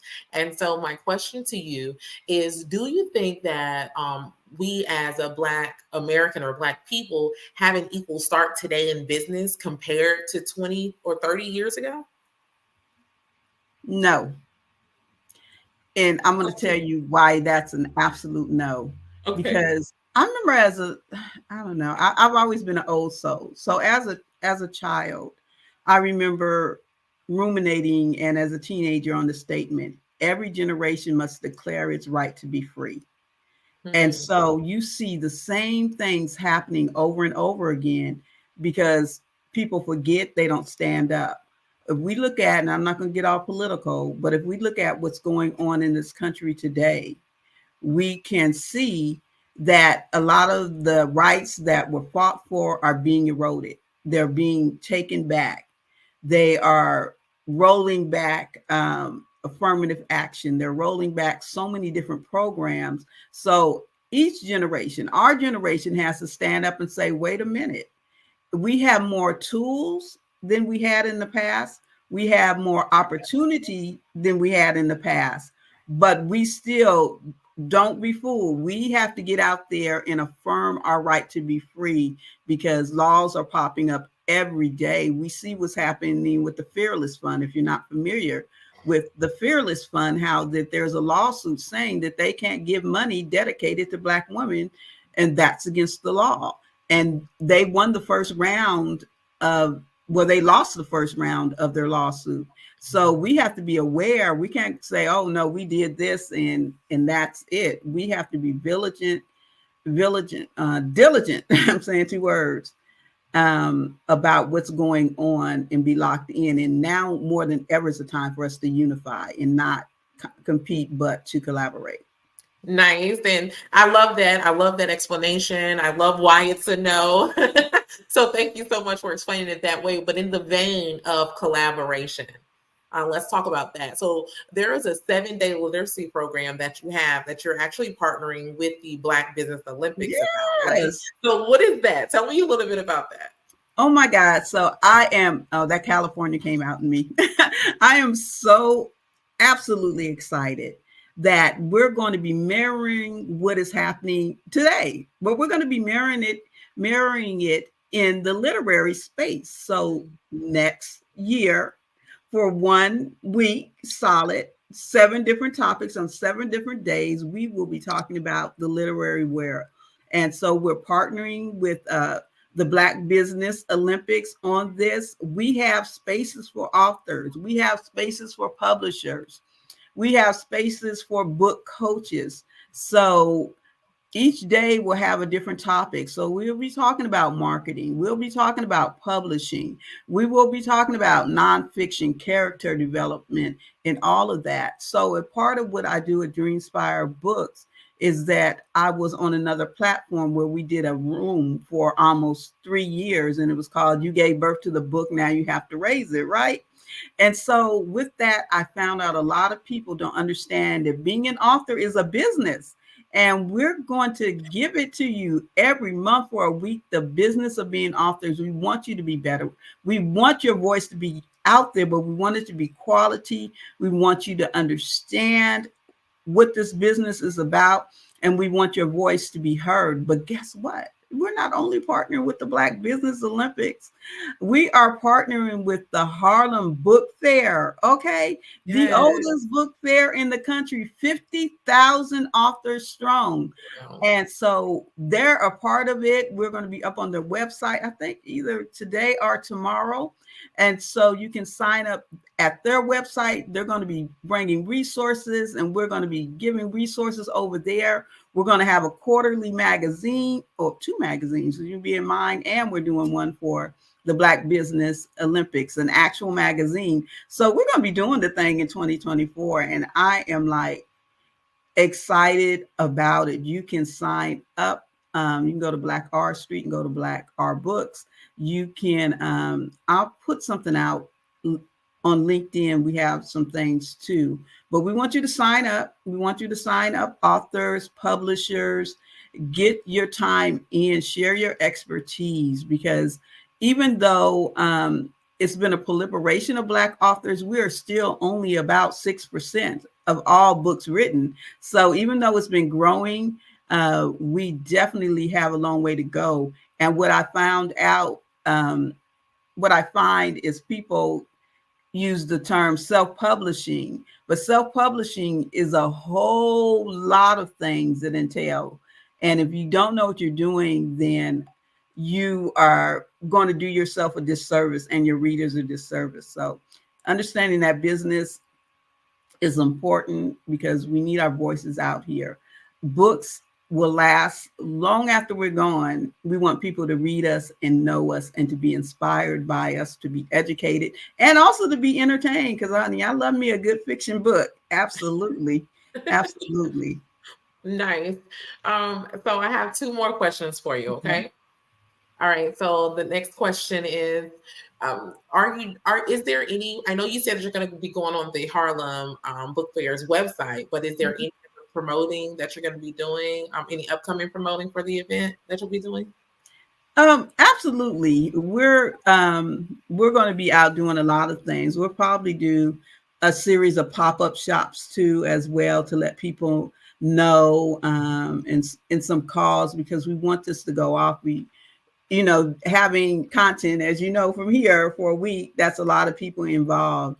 And so I'm excited about what is coming up, and with them partnering with us is going to be a big lift coming out of the gate with this initiative, because wow, how, coming out of the gate with the biggest book fair in the country. Yes, I'm loving it and being a part of this, and Dr. Kelly's vision to even expand, because yeah, he definitely has a vision to do that. When he first approached me, I said, let me think about it. And I thought about it, and I was like, yes, I love it. This is something that we're going to do. And I'm very excited about it. Nice. And do you already have the date and time for your first pop-up and location? No, not for the first pop-up. We're going to try to do something tomorrow. I don't know. I'll just say it. I was in a very serious car accident, but God is strengthening me and he's blessing me. So, but I still have to, take that. So it will be in the next couple of weeks, though. You can look out for it, that we are going to be out there. So if you don't follow me, follow us. Follow me on LinkedIn, Renata Brown. You can follow me on Facebook, but I prefer LinkedIn. And of course, we're on other social media as well, and connect with us on our website. So you can connect with us at Dream, like you're having a dream, Spire, SPIRE books with an S. So dreamspirebooks.com. And there will be information there as well. Nice. Thank you so very much for taking the time to be with us today, in lieu of the car accident and just what that takes to bounce back, and so I know when you're normally here, you share a wealth of information, and you really inspire us to write our thing, write our vision, to push it out there, to own our business. And I know we can go to dreamspirebooks.com, right, to reach out to you. And you're on LinkedIn. Is that at Renata Brown on LinkedIn? Yes. Okay, awesome.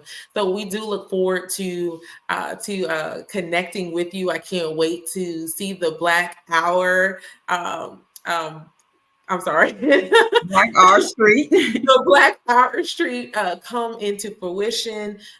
That's an amazing, amazing collaboration that you have, not only with the Black Business Olympics, but also with the Harlem Book Fair. This is history in the making. So thank you so much for being a pillar, for lifting up the hand of the artsies, right? And not putting a hand down for us. So thank you so much for taking up this space for us, Renata. Is there anything else you want to leave us with, and motivation-wise, for those who are watching? Make that plan. You can make a difference. You just know that you can make a difference. And everything that you do in 2024, and closing out the rest of the year. Don't count these last days out, because listen, after what happened to me, it made me know that every day counts. You can't take it for granted. So make a plan, collaborate. Let 2024 be the year that you collaborate and that you continue to make a difference in the world, because if it's not on purpose, it doesn't have a purpose. I love it. I love it. Thank you again for your time. I want to let you know that genius is common, and I will see you on the other side.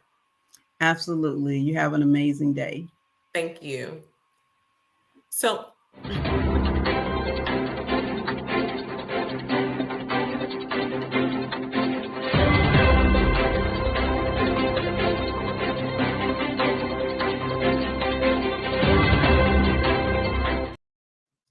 the Black Business Expo's mission is to raise funds for high school seniors going to college or K-12 entrepreneurs. This expo is a fundraiser for students, and you may go to www.blackbusinessexpousa.com in order to donate to the scholarship fund today. Or you can use our Cash App at $BBX. Excuse me, BBX. USA. And our goal is to give laptops and up to $5,000 to 10 students. And students can register at the blackbusinessexpousa.com. Now, every dollar counts. And I just wanted to make sure I remind you to donate to the scholarship fund today. We want to thank our Black Business Expo sponsors for December 2023.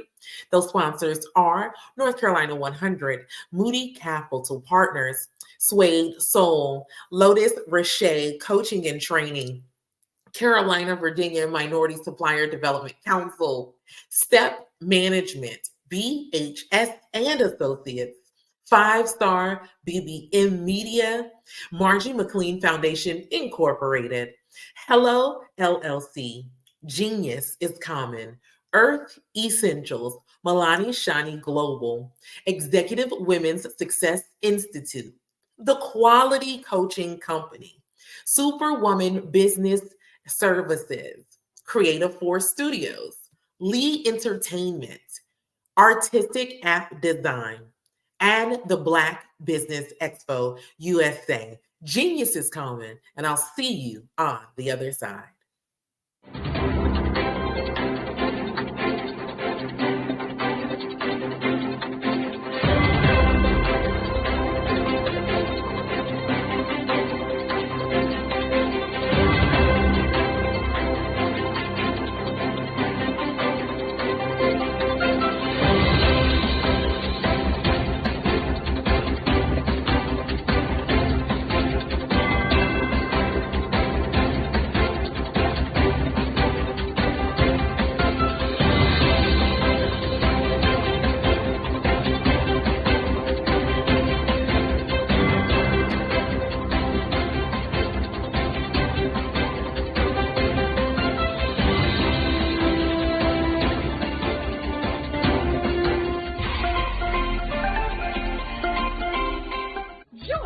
Dr. Eric Kelly III and a host of phenomenal speakers from all around the globe for this 7-day virtual event that you don't want to miss.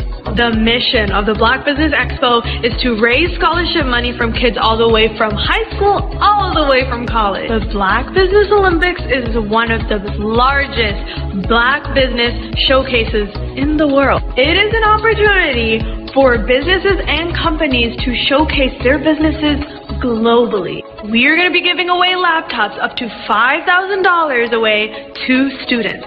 Again, I'm Olivia Appleberry, the founder of 2 Cents Finance and one of the speakers for the expo. I am so excited to see you there. For more info, go to www.blackbusinessexpousa.com or call 919-308-9090 and hope to see you there. I am Black Business. From the moment I wake until the time I sleep. Yes, I am Black Business. I am Black business. Tell me, are you Black business? I am Black business. Do you support Black businesses? Listen, I support Black business because I am Black business. Black Business Expo, one of the largest business showcases in the history of Black business in the world. The world! Sign up today at www.blackbusinessexpousa.com or call 919-308-9090. I am Black business. I am Black business. From the moment I wake until the time I sleep, I am Black business. I am Black business. Are you Black business? I am Black business. Do you support Black businesses? I support Black business because I am Black business. Black Business Expo, one of the largest business showcases in the history of Black America in North Carolina. Join Dr. Eric Kelly III and a host of phenomenal speakers from all around the globe for this 7-day virtual event that you don't want to miss. The mission of the Black Business Expo is to raise scholarship money from kids all the way from high school all the way from college. The Black Business Olympics is one of the largest Black business showcases in the world. It is an opportunity for businesses and companies to showcase their businesses globally. We are going to be giving away laptops up to $5,000 away to students. Again, I'm Olivia Appleberry, the founder of 2 Cents Finance and one of the speakers for the expo. I am so excited to see you there. For more info, go to www.blackbusinessexpousa.com or call 919-308-9090 and hope to see you there. I am Black business. From the moment I wake until the time I sleep. Yes, I am Black business. I am Black business. Tell me, are you Black business? I am Black business. Do you support Black businesses? Listen, I support Black business because I am Black business. Black Business Expo, one of the largest business showcases in the history of Black business in the world.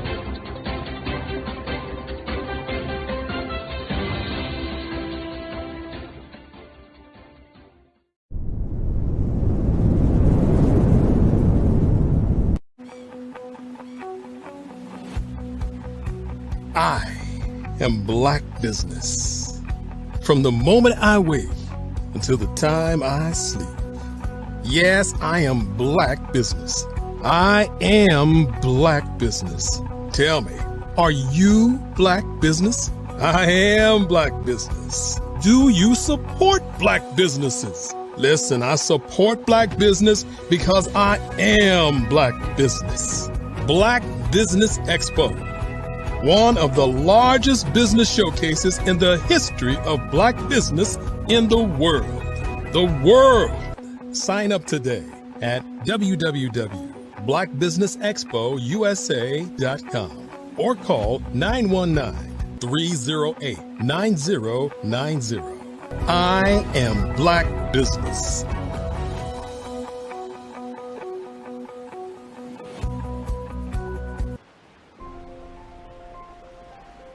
What if you could build your own city? A place where every child can find nurturing people to help them achieve their full potential. A place where every adult can access job training support, where health education is abundant, where social justice ruled the land. A place without limitations. Welcome. You have arrived at STEM City USA. It is what every city should be. A safe and trusted community where you find people and resources to help you become everything you are and beyond. STEM City is unlike anything you have ever experienced. It is a digital twin of the world around you, only better. STEM City is about energy and soul renewal. It is more than a digital world.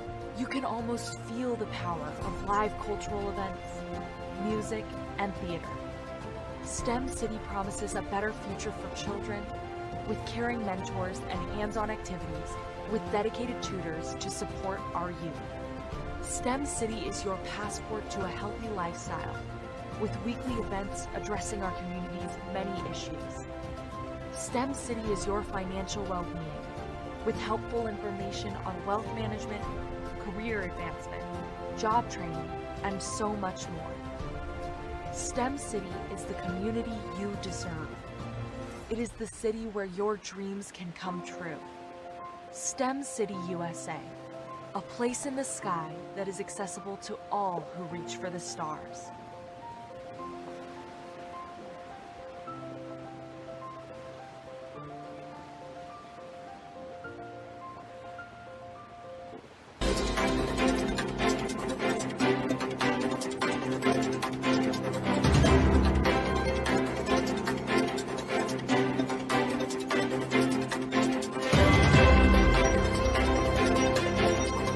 I'd like you to imagine with me, if you will, opening an app where you can collaborate with like-minded individuals from around the world, get inspiration and in-app tools to launch and grow your business, as well as share your knowledge and earn compensation, all in one app. Well, the name of that app is Truso, short for Truly Social. Hi, I'm Matthew Newman, the founder and CEO of Truso, a new concept in social media. Truso is designed from the ground up to be a platform that's both social and empowering for all its users. How exactly do we do that? I'm glad you asked. First, Truso brings the world together via video. Psychologists assert that video provides a significantly more effective connection than audio only. When you enter a community on Truso, you're face to face. Second, on Truso, you don't have to have 1 million followers to monetize. Our business model allows all hosts and moderators to monetize, no matter the size of your following, by 1, producing fee-based content, and 2, inviting others to join the platform as subscribers. Even more, Truso has an in-app resource library with over 100 free resources, forms, and documents to help you build your brand and grow your business.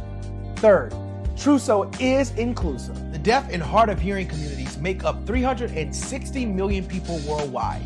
Unlike audio-only apps, Truso embraces this community, providing a networking platform that allows them to participate via video and closed captioning.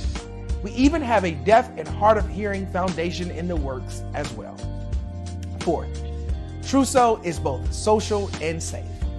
We refer to Truso as a virtual extension of the beauty shop, barbershop, and brainchild of the community. A place where there's laughter, along with wisdom, growth-oriented conversation, and genuine connections in a safe space. Truso even has proprietary security to ensure we maintain a safe environment for everyone. Where are we at now? Truso is live, y'all. We've launched in beta, and we're acquiring users daily. We have an incredible development and marketing team, plus amazing celebrity influencers at the table, helping us spread the word around the globe, beginning within the African diaspora and beyond by creating a safe space for growth, connection, and collaboration. We're truly excited about Truso. We've created something special for which there is a global market. And we invite you to embark on this journey with us as a shareholder. The future for Truso is truly bright. Join us and let's go there together. Are you a forward-thinking entrepreneur or business owner?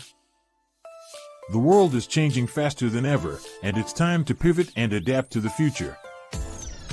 Hello LLC is here to help you do just that. Hello stands for helping enterprises leverage leading-edge optimizations. Our innovative solutions can streamline operations, reduce overhead costs, and give you a competitive edge in a market projected to reach $5 trillion by 2030. By pivoting to the metaverse, businesses can tap into a rapidly growing market that is projected to be a significant part of daily life for 25% of Americans by 2026.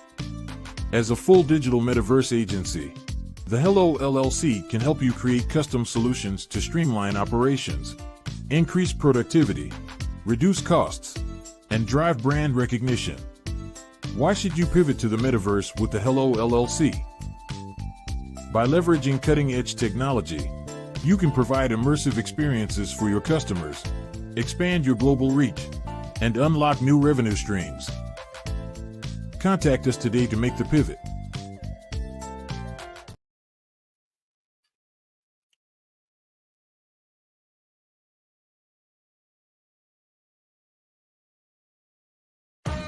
Are you an innovative entrepreneur or business owner ready to embrace the future of business transformation? The world is evolving at an unprecedented pace, and it's crucial to adapt and pivot towards success in this dynamic landscape. At the Hello LLC, we are dedicated to guiding you through this transformative journey, offering a comprehensive suite of services that extend beyond the metaverse and 3D immersive experiences. Our mission is to empower businesses and brands by assisting them in building, branding, systemizing, and automating their operations. We specialize in steering businesses from a two-dimensional existence to a thriving three-dimensional presence, where opportunities abound. We help businesses harness the power of technology to work smarter, not harder, enabling them to operate efficiently and stay ahead of the curve. Our diverse range of services includes: Our Biz in a Box is a complete business solution package designed to jumpstart your entrepreneurial journey. From strategic planning to digital infrastructure, we've got you covered. Your one app, one tap solution. Our Motion Work AI videos transform your brand storytelling with our cutting-edge AI-driven video production, captivating your audience like never before. Our 3D VR environments will step you into the future of immersive experiences. With our custom 3D virtual reality environments that engage and captivate your customers. Lastly, in our Pivot membership program, we offer tailored guidance and support to either show you, teach you, or take care of the transformation process for you. According to a 2023 study by Fundera, a staggering 28% of small businesses in the United States do not have an online presence. This statistic underscores the importance of embracing digital transformation. Having a website is more than just an online presence, it's a gateway to unlocking numerous benefits, including reaching a broader audience, showcasing your products or services, generating leads and sales, establishing trust, providing customer support, and maintaining competitiveness within your industry. The Hello LLC is committed to helping you excel in all these aspects of modern business, not just limited to the metaverse alone. Why should you choose the Hello LLC to navigate this transformational journey? By partnering with us and harnessing cutting-edge technology, you can provide immersive experiences for your customers, expand your global reach, reduce operational costs, and enhance brand recognition, all while working with a company that holds integrity in high regard. Our commitment to ethical and principled business practices ensures that your journey towards success is not only innovative, it is also firmly rooted in trust and transparency. Don't wait. Take the first step towards a brighter business future. Contact us today to explore how we can support you in developing a remarkable digital presence and immersive experience that will leave a lasting impression. Sometimes you got to hear the news from the Black perspective, and more specifically, Black publishers. And that's exactly why you have to download the Hey Tie app, the largest mobile app delivering breaking news, videos, and podcasts from 200 of your favorite Black publishers. Yes, 200 Black publishers delivering news as it happens, literally all in one app. Go to HAYTI.com or download the app in the Google Play Store or Apple App Store. It's completely free, along with information that you can trust, so go check them out.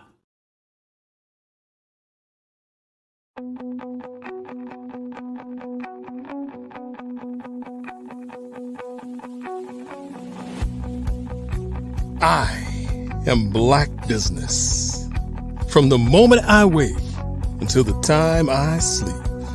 Yes, I am Black Business. I am Black Business. Tell me, are you Black Business? I am Black Business. Do you support Black businesses? Listen, I support Black business because I am Black Business. Black Business Expo. One of the largest business showcases in the history of Black business in the world. The world. Sign up today at www.blackbusinessexpousa.com or call 919-308-9090. I am Black Business.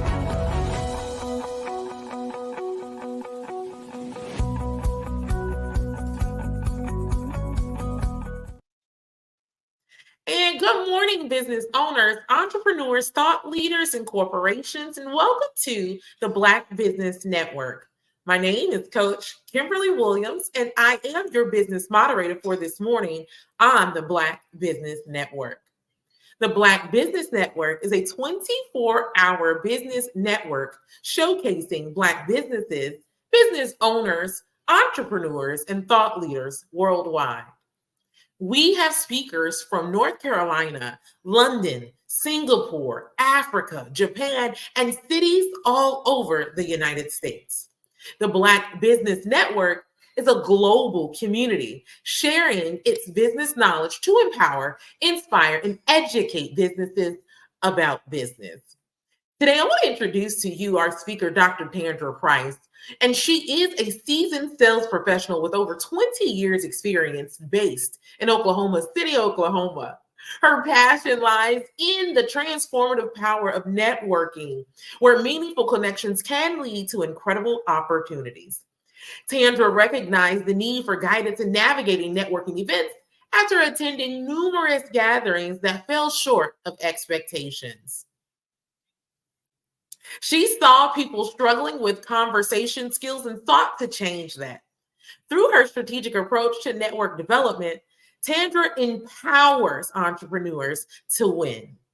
Drawing from her extensive experience, Tandra has trained hundreds of entrepreneurs, equipping them with the skills to build relationships, create opportunities, and generate residual income through networking. She has worked alongside influential leaders in network marketing industries, continuously expanding her expertise. Tandra is committed to fostering global success, and it's led her to create a platform that inspires, empowers, encourages, and educates entrepreneurs to achieve their goals. Tandra impact has extended beyond her network growth. She co-hosts networking group discussions and frequently serves as a guest speaker on podcasts at other speaking engagements, sharing her insight and expertise. Dr. Tandra Price is dedicated to empowering entrepreneurs and creating a world where everyone can achieve their full potential. I present to you Dr. Tandra Price. Hello, hello, hello. Thank you so much, Coach Kimberly Williams, for that amazing introduction.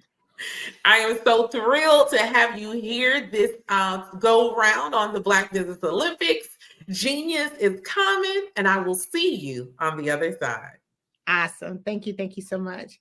I am so excited to be here with you at the Black Business Network, really share my passion with you about mastering the art of communication. I love, love, love networking. So if anyone knows me, that is my favorite thing to do. So again, Dr. Kimberly Williams did an amazing introduction for me, but just a little bit more about who I am. I am a renowned international speaker. I'm an accomplished 3-time best-selling author. I am the founder and visionary of Tap In Magazine. It is a global recognized publication where we have over 500,000 plus online distributions, and we are in the UK.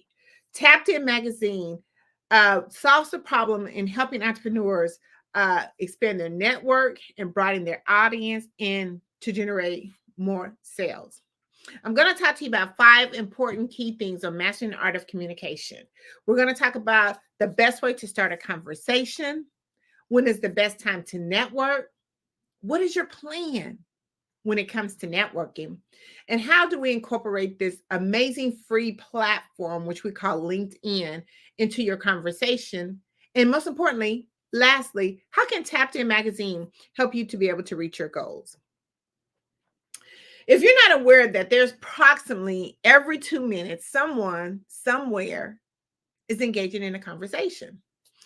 You probably didn't really realize that because we often look at It's something that it just happens automatically. It's something that happens every day, all day, whether it's in person, on television, on social media, someone is engaging in a conversation. It's really about how do I send this mass message that I'm trying to reach, and how do I make sure that it's clear and effective for someone to understand who I am, what I do, and how I can serve. The strategies that I'm going to share with you, I've personally used them myself. But I want to talk again about some of the platforms where a lot of this communication takes place, and we really are not looking at it as communication because, again, it's something that we just do automatically.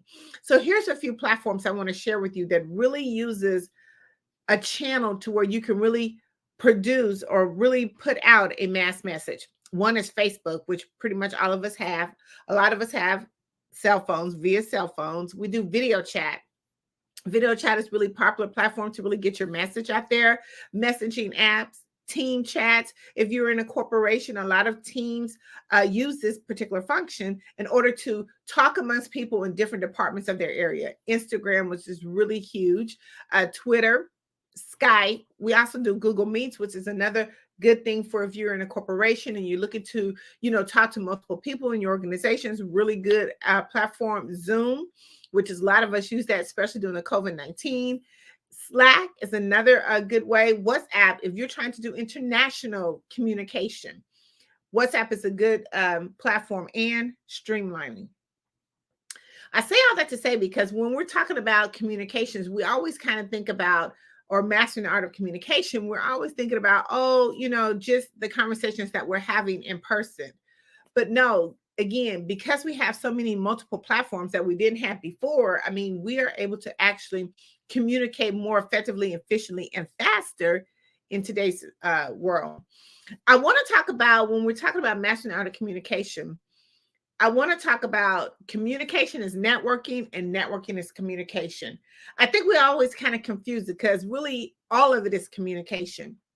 But I think a lot of times we get confused with the terminology. When we say we're going networking, people tend to freeze up because they're like, oh my God, now I got to go into the space where there's multiple people that I'm uncomfortable with, or something that I have to do because, I'm in a corporate setting and I have to go out here and network. Or some people just dread networking. But really what they're doing is they're communicating, which is something that they do automatically. Anytime an individual shares information or their insight or their expertise, they are communicating and networking. See, if you're selling any type of products, if you're trying to tell a story, or even if you meet someone for the very first time, you have to start a conversation that's communicating. So I want to ensure the target audience is clear when we're talking about communicating. But I always get, as the networking ninja, I always get, how do I really start a conversation? I'm the type of person, I don't like talking to people, but I really don't know how to start a conversation. And if I had to talk to people, what do I really say? I'm going to give you 10 quick ways of how to start a conversation that's so easy that we do automatically.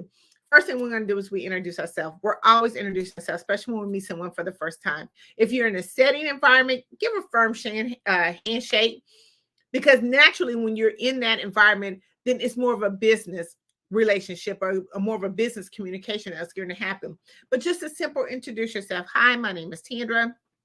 You meeting somebody for the very first time again. Hi, my name is Tandra. Real easy, nothing very complicated. The second strategy is always ask a question. See, asking question prompts an immediate response.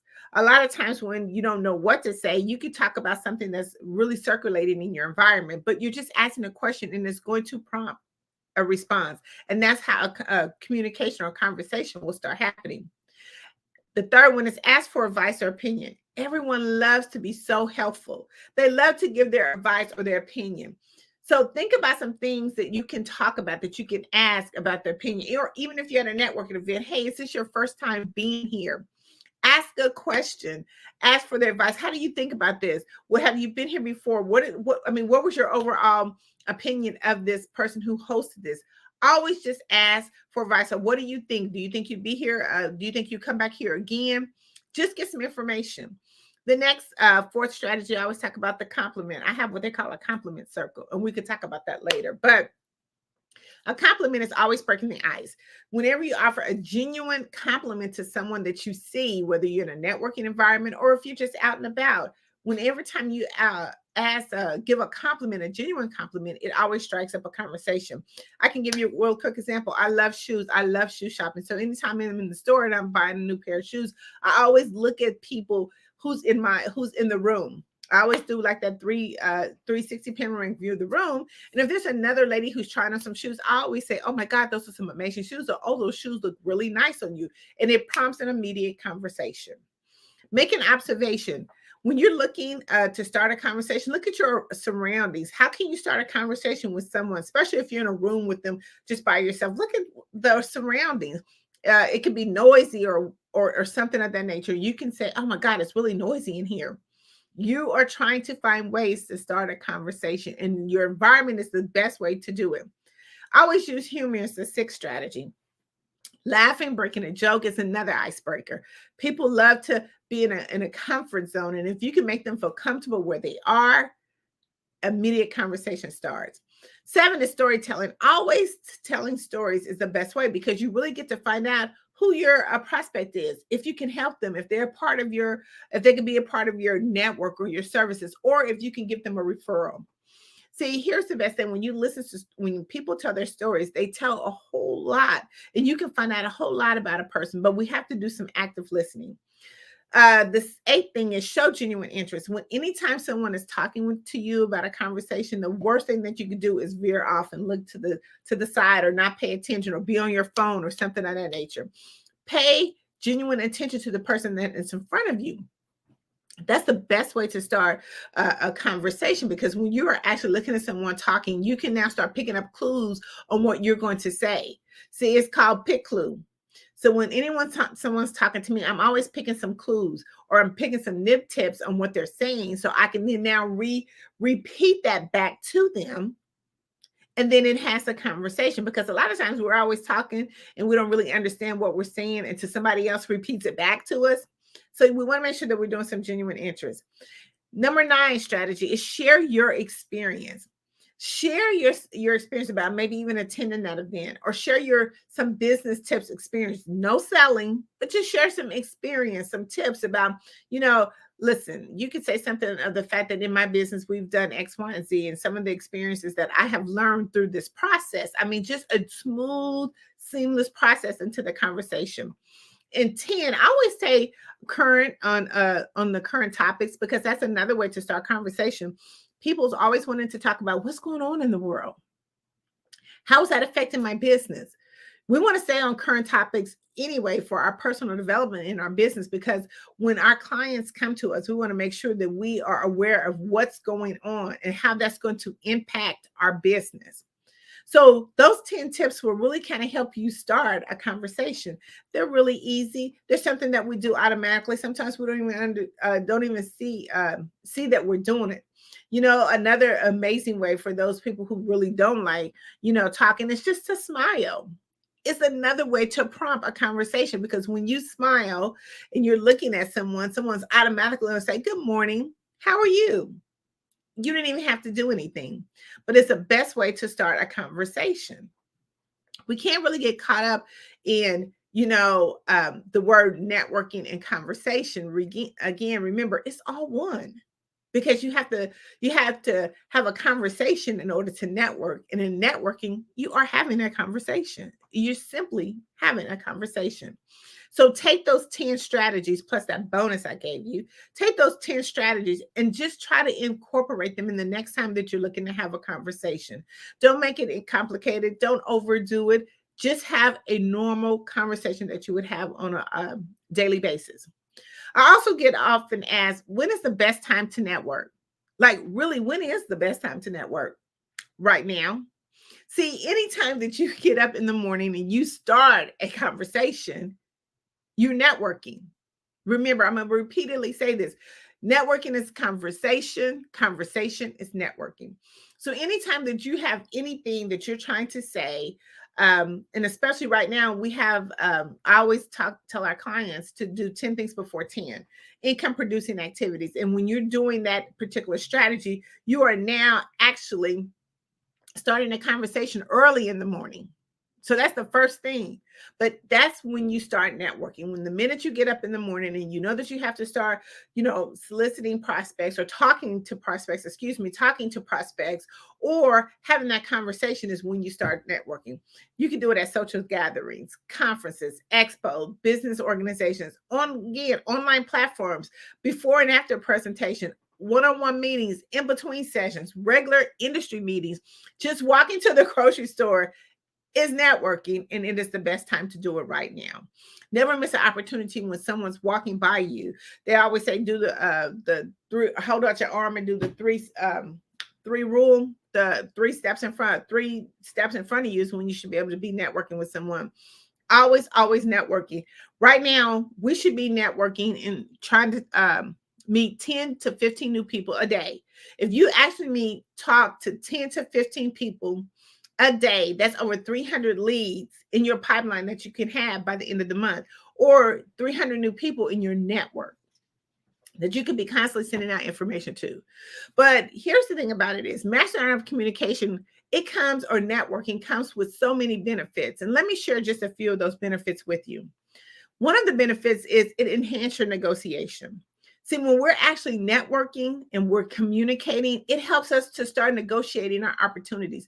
We can now kind of get the feel and the rhythm of how we can now position our business in order to get the maximum from the person that we're talking to.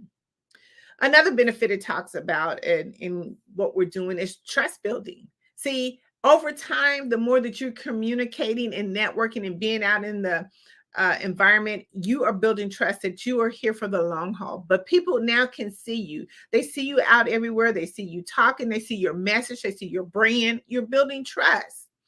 Successful networking helps you to engage in others.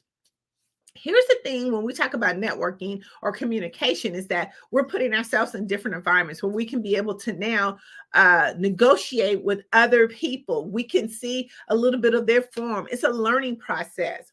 It gives you confidence too as well, because now you can see how other people talk, how other people engage. I mean, I don't know if you ever seen the movie Shark Tank. It's an awesome television show where they talk about negotiation and how they do it.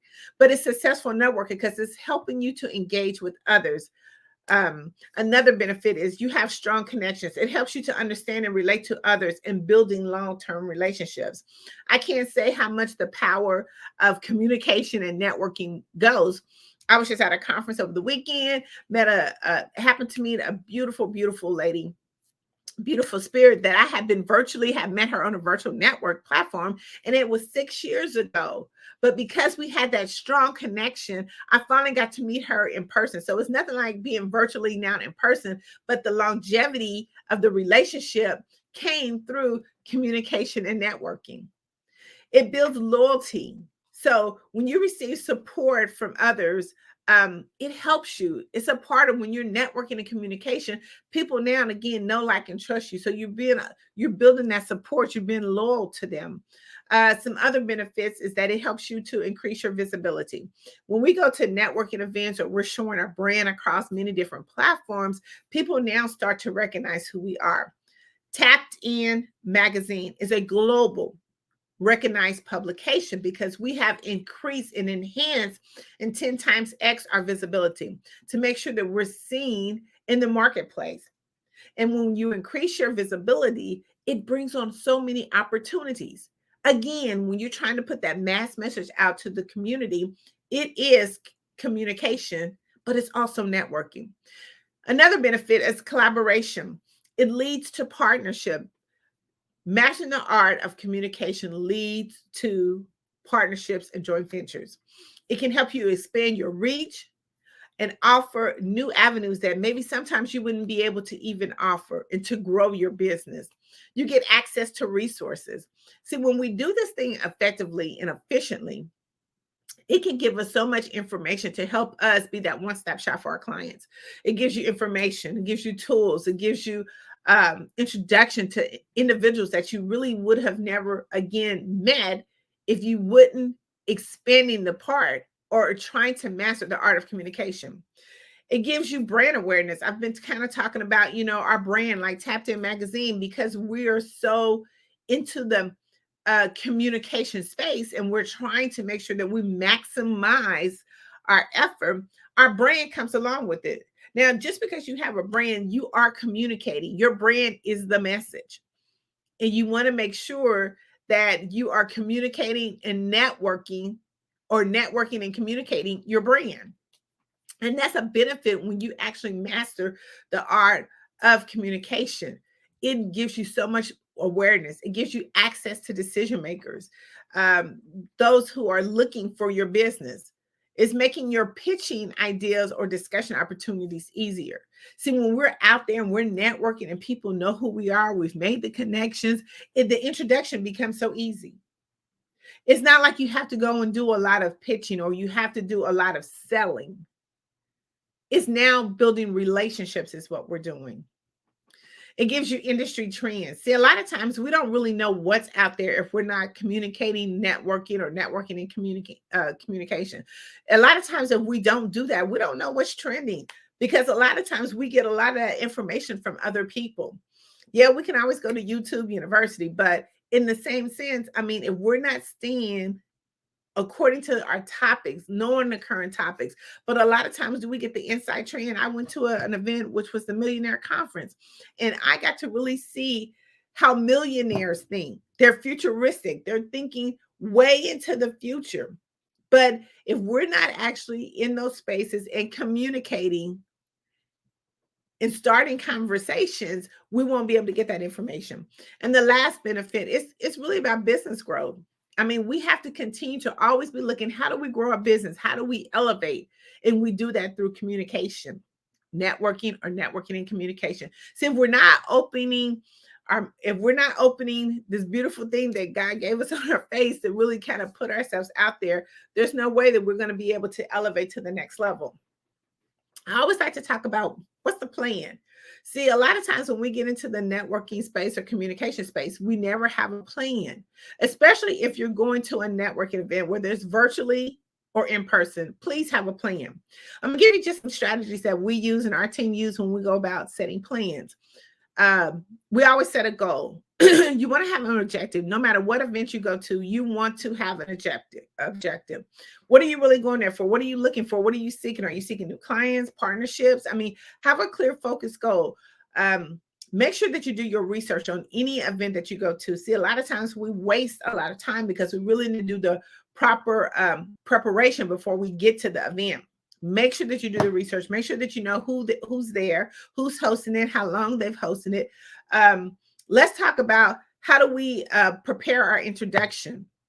Instead of focusing on selling, I mean, we need to be preparing ways to make an impression. See, a lot of times we go to networking events and we want to flip our cards. You know, the best blackjack dealers is people who go to networking events and just flip cards, okay? Because they're hoping to land that perfect person. But see, if you prepare your introduction and not think about selling, but how do I make an impression on the person that I'm going to see, or how am I make an impression when I go into this event? That's the plan. You know, we want to make sure it's adaptable to no matter what audience you go to, but you want to be able to prepare. How do I make an impression? Don't think about, you know, my pitch or selling. How do I make an introduction? Another thing, when you go to an event, whether it's virtual or in person, make sure you have all the essentials that you need. Make sure your phone is charged up. Make sure that you have your scannable business card. Make sure that it is all up to date. Please don't go and think that you can go to a networking event and we don't circumvent. See, one thing before we go as a part of a preparation or getting our plan together is make sure that all of our links are working. Make sure that the phone number is clearly on there. Make sure my name is visible on there. Make sure if I have any new promotionals that I'm going to give out, make sure all that is updated, because now we can just do that scan card, and we want to make sure that they get immediate access to it. And we want to make sure that everything's up to date, because the last thing that they're going to do, they're not going to be looking for us. See, they're not going to be looking for us. If the information is not correct, when we actually put it out there, you can forget your prospect trying to find you, because they're not going to do it. They're going to say, listen, you are in a business setting. You are out here networking and prospecting your business. This is your brand. And we want to make sure that all of our information is correct, because if it's not, you can forget a prospect trying to go back and try to find that information and trying to look for you, because they're not going to do it. The next thing too, we want to do some active listening. I've talked about it a little bit in the previous conversation, but active listening shows genuine interest and ask some open-ended questions. When you're at a networking event, let's really maximize it. Ask questions that you're looking for. Don't make them related to a selling pitch, but ask questions of how you could, how this person can help you, or what do they have, what's unique about them, because you're looking for them ultimately maybe to be your client, or you're looking to give them clients. It's the best way to really connect with the relationship. Make sure when you go to an event to at least connect with 5 people. Do not go to a networking event and at least connect and walk out empty-handed, because you have wasted valuable time. Valuable time. I see so many people that go to networking events where they're at conferences and things of that nature. It could be a whole room of people, but you fail to go and introduce yourself or make 5 connections. So make sure that you're staging contact information. Next thing, you can join their Facebook group. Most of these conferences, networking events, and things of that nature, they have a Facebook group. Because see, they're wanting to start the community and the communication before people even get there. And the best way for you to be able to break the ice of where it won't be so awkward when you get there, if you start connecting with people in that Facebook group, then when you actually see them at the event, you can be like, oh, you know what? I'm glad to meet you. We've been exchanging some information, so now you already have a conversation going. So it's not awkward. You don't have to put on that pretend facade to say that you like being there when you really don't like being there, or you want to meet people because you have to, but you've already met them in the process. The last thing I want to talk about is a plan. Is do a follow-up process. Listen, things happen, life happen. Within 24 hours, you've forgotten about. So right then and there, when you're talking to a prospect, set up a chat conversation with them, a virtual or a coffee conversation with them.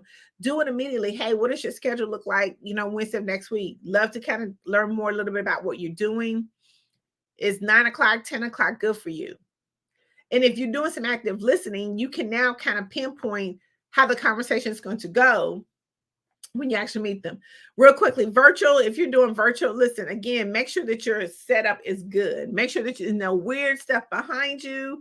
Make sure that you have a nice, quiet, comfortable place that you're going to be engaging in the virtual conference or conversation. Make sure that all your tools are working. It's nothing like if you get onto a virtual event and your mic ain't working or your screen ain't working. Please do not get on a virtual event and do not show your face, because you are doing business with people who you can see. That is so important. If you are not prepared to be on that virtual conference or call, do not get on it. Do not get on it. I teach all the time about the importance of interacting with someone, and I cannot interact with you if I'm looking at your screen. So make sure that you are on there. Again, make sure that you're taking notes. A lot of times we don't take notes, and then we think we're going to get the replay. No, take notes, because we can actually miss something. Note takers are money makers. I always say that. And I always speak up. Because it's important for people to see that you're in the room. Again, it is when we're thinking about what our plan is, make sure that you map it out. I have in my office a blue board, a blueprint. So when I go to a networking event, I'm going to hit these 5 things on my blueprint. So when I come back, I know exactly that I've been able to maximize my time at it, whether it's a virtual or whether it's an in-person event. Real quick, we're going to talk about, what type of networker are you? What kind of networker are you? Now, a lot of people, we don't really kind of think about this when we go into a networking event, but there's 8 different type of networkers. And when you go into a room, you want to feel comfortable. This is the best way for you to feel comfortable, because you now know what to look for in the room. I always say when you go into a networking room, do a 3 panoramic view of the room. Look and see what everybody is doing in the room. And the reason why I say that, because it helps you to be able to navigate where you want to be. See, we already going to the events because we really kind of don't want to. But if we know how to network within the groups, then it makes it so much easier. I'm gonna give you real quick, 8 quick ones real quick. So the first one is the social butterfly. This is the type of person, when you look into the room and you see everything that's happened, you'll be able to identify this person. The social butterfly person is the one who is the attention grabber. She's the socialite who's making the biggest noise, laughing, giggling, all kind of people around her, because she's loving the event and she's wanting you to come into the fold so she can start introducing you to people in the event. But this is a social butterfly. She will be in the corner, probably maybe two when you come in, maybe to the right of the room or the left, whichever way you come into, she's going to be there. That person's going to be there. It's going to be a group of them. The second person is the expert or the business promoter. These people, this type of networker, they're so highly knowledgeable. See, these people are not trying to network. They're just trying to tell you their business. They're just giving you some good old advice about what's going on. They're sharing their valuable expertise with you. See, when they attend the event, they're just there to promote their business only. Just to promote their business only. It's like, if you're, and people tend to be around them because, see, it's kind of like if you had a Pinto versus a Lexus. You're going to go to the higher grade because these people, you're going to feel knows what they're doing. They've been in the industry. They've been in the business. And so these type of people are going to be suited down, very, nonchalant, maybe have a small drink in their hand, just very kosher people. The next one is I want to call the inquisitive minds. I want to say the FOMO, fear of missing out. These are the type of networkers that attend events to gather knowledge. They want to know what's going on, or we can call them our trendsetters. They want to know what's happening, what's the trendy things that's going on. How can I get a part of it? I mean, who's having the next event? Who's having the next party? I want to make sure that I'm a part of it. The fifth one is your buffet eaters. Some people just go to networking events to eat. That's it, and to show, hey, I've been here. I can tell my boss I've been here, but they just go to eat. Remember, I always say that the conversation starts at the end of the buffet line, not at the beginning. 6, you have your walker and connectors. These people are just they're walking around focusing on building relationship, connecting with people. They're primarily seeking out opportunities to introduce individuals. They're looking to make referrals. They're looking to build that resource database. And you'll just see them. They're casually walking around, just kind of looking. The next one is this is your 7th person. This is a digital networker. This person's probably going to be just sitting at the bar, leaning up against the wall. And only way that you're going to connect with them is on digital. Digitally, they're going to be on any social media platform. That's only where you're going to connect with them. That's the only way you're going to have a communication with them. So when you actually see this person, you'll be like, okay, what's your Instagram? What's your Facebook? What's your LinkedIn? Then the conversation starts. Then you have the last one is your ghost. I call these your goalies because they are on a mission to hit their goal. See, they're approaching networking events differently. They have a specific goal and a strategy. They are highly focused on achieving their goals, and they're looking just for networking tools. Their interaction is going to be very minimum because they know who they came to talk to because they did their research before. I want to jump into LinkedIn real quick because that's our 4th way. LinkedIn has over 810 million users. It's a free platform, but it's also overlooked. But the conversation actually starts in your profile. A lot of people don't look at it that way, but it's your profile. A lot of people get intimidated by LinkedIn because they don't know really how to use it. We do what we call a LinkedIn boot camp every Wednesday. We do an overview of how to maximize your LinkedIn in 90 minutes. So if you're looking to utilize this platform, which is a free platform, let's maximize all of your social media. And this is one that we're doing. Did I mention it was 810 million users, over 810 million users?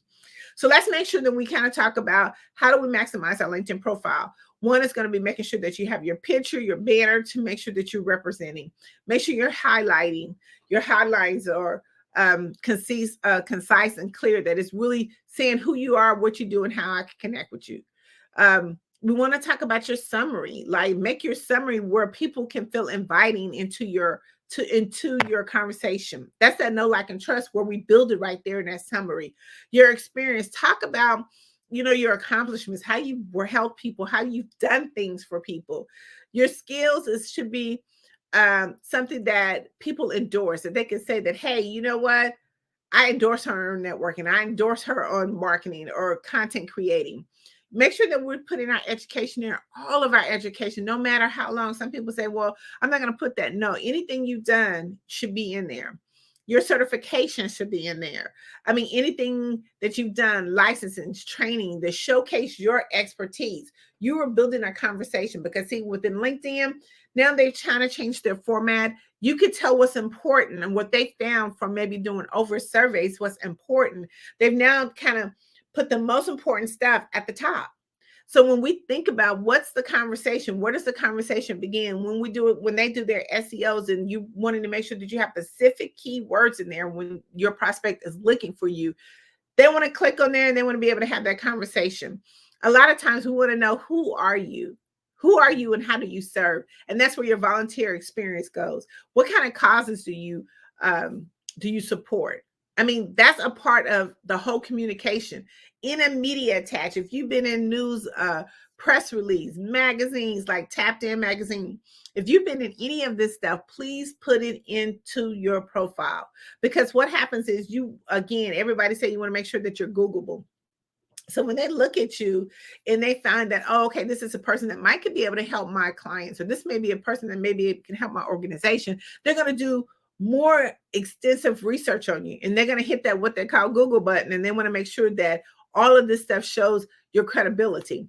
Make sure that you engage in networking, participate in LinkedIn groups, share some valuable information with what you're doing.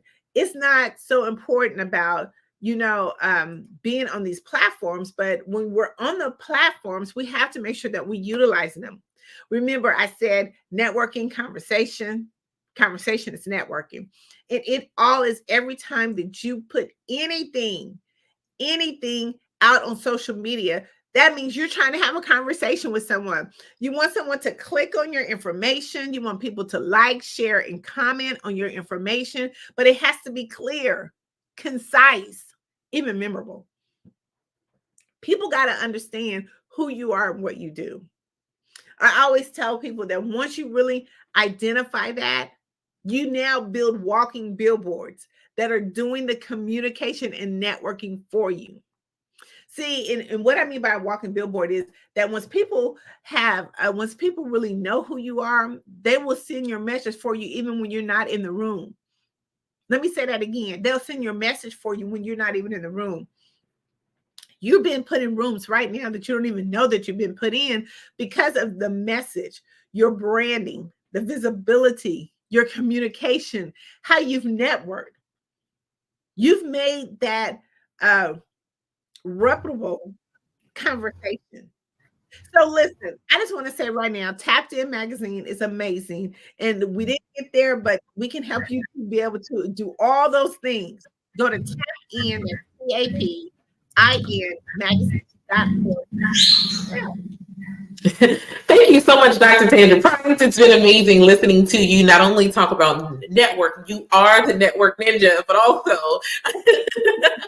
about LinkedIn, which is a lot of people's Achilles tendon. So thank you so very much for that information.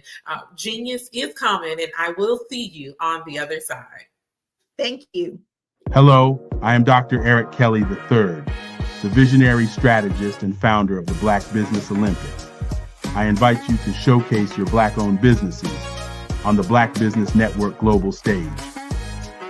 The Black Business Olympics is a global Black Business Network platform that propels Black-owned businesses into the international spotlight. By showcasing your business on the Black Business Olympics platform, you can reach a worldwide audience of potential customers, partners, and investors. You can also establish yourself as a thought leader, an expert in your field, attract lucrative partnerships, and more speaking engagements. In addition, the Black Business Olympics platform provides a valuable opportunity to connect and collaborate with like-minded entrepreneurs and business professionals from around the world. This can lead to new business opportunities, ideas, and relationships. Finally, by sharing your story and expertise on the Black Business Olympics platform, you can inspire and empower others. This is a powerful way to make a positive impact on the world and leave a lasting legacy. If you are a Black-owned business owner, I encourage you to seize the opportunity to showcase your business on the Black Business Olympics platform. It is a once-in-a-lifetime opportunity to make an indelible mark on the world. Be one of the 1,000 visionary entrepreneurs who are changing students' lives, shaping industries, and leaving an unforgettable legacy for their families. Unleash your voice on our global stage and watch your business thrive. Black Business Olympics is one of the largest Black business showcases in the history of Black business in the world. Yes, the entire world. Just give me a call today at 919-308-9090.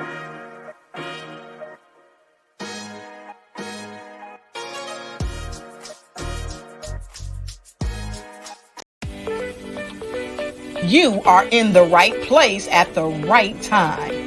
The Black Business Network opens again for its Black Business Olympics, a 24/7 broadcast on business, strategies, global branding, social media marketing, finance, advertisement, and much, much more. Featuring the top, most powerful entrepreneurs and speakers and thought leaders from all around the world as they gather together for this phenomenal event.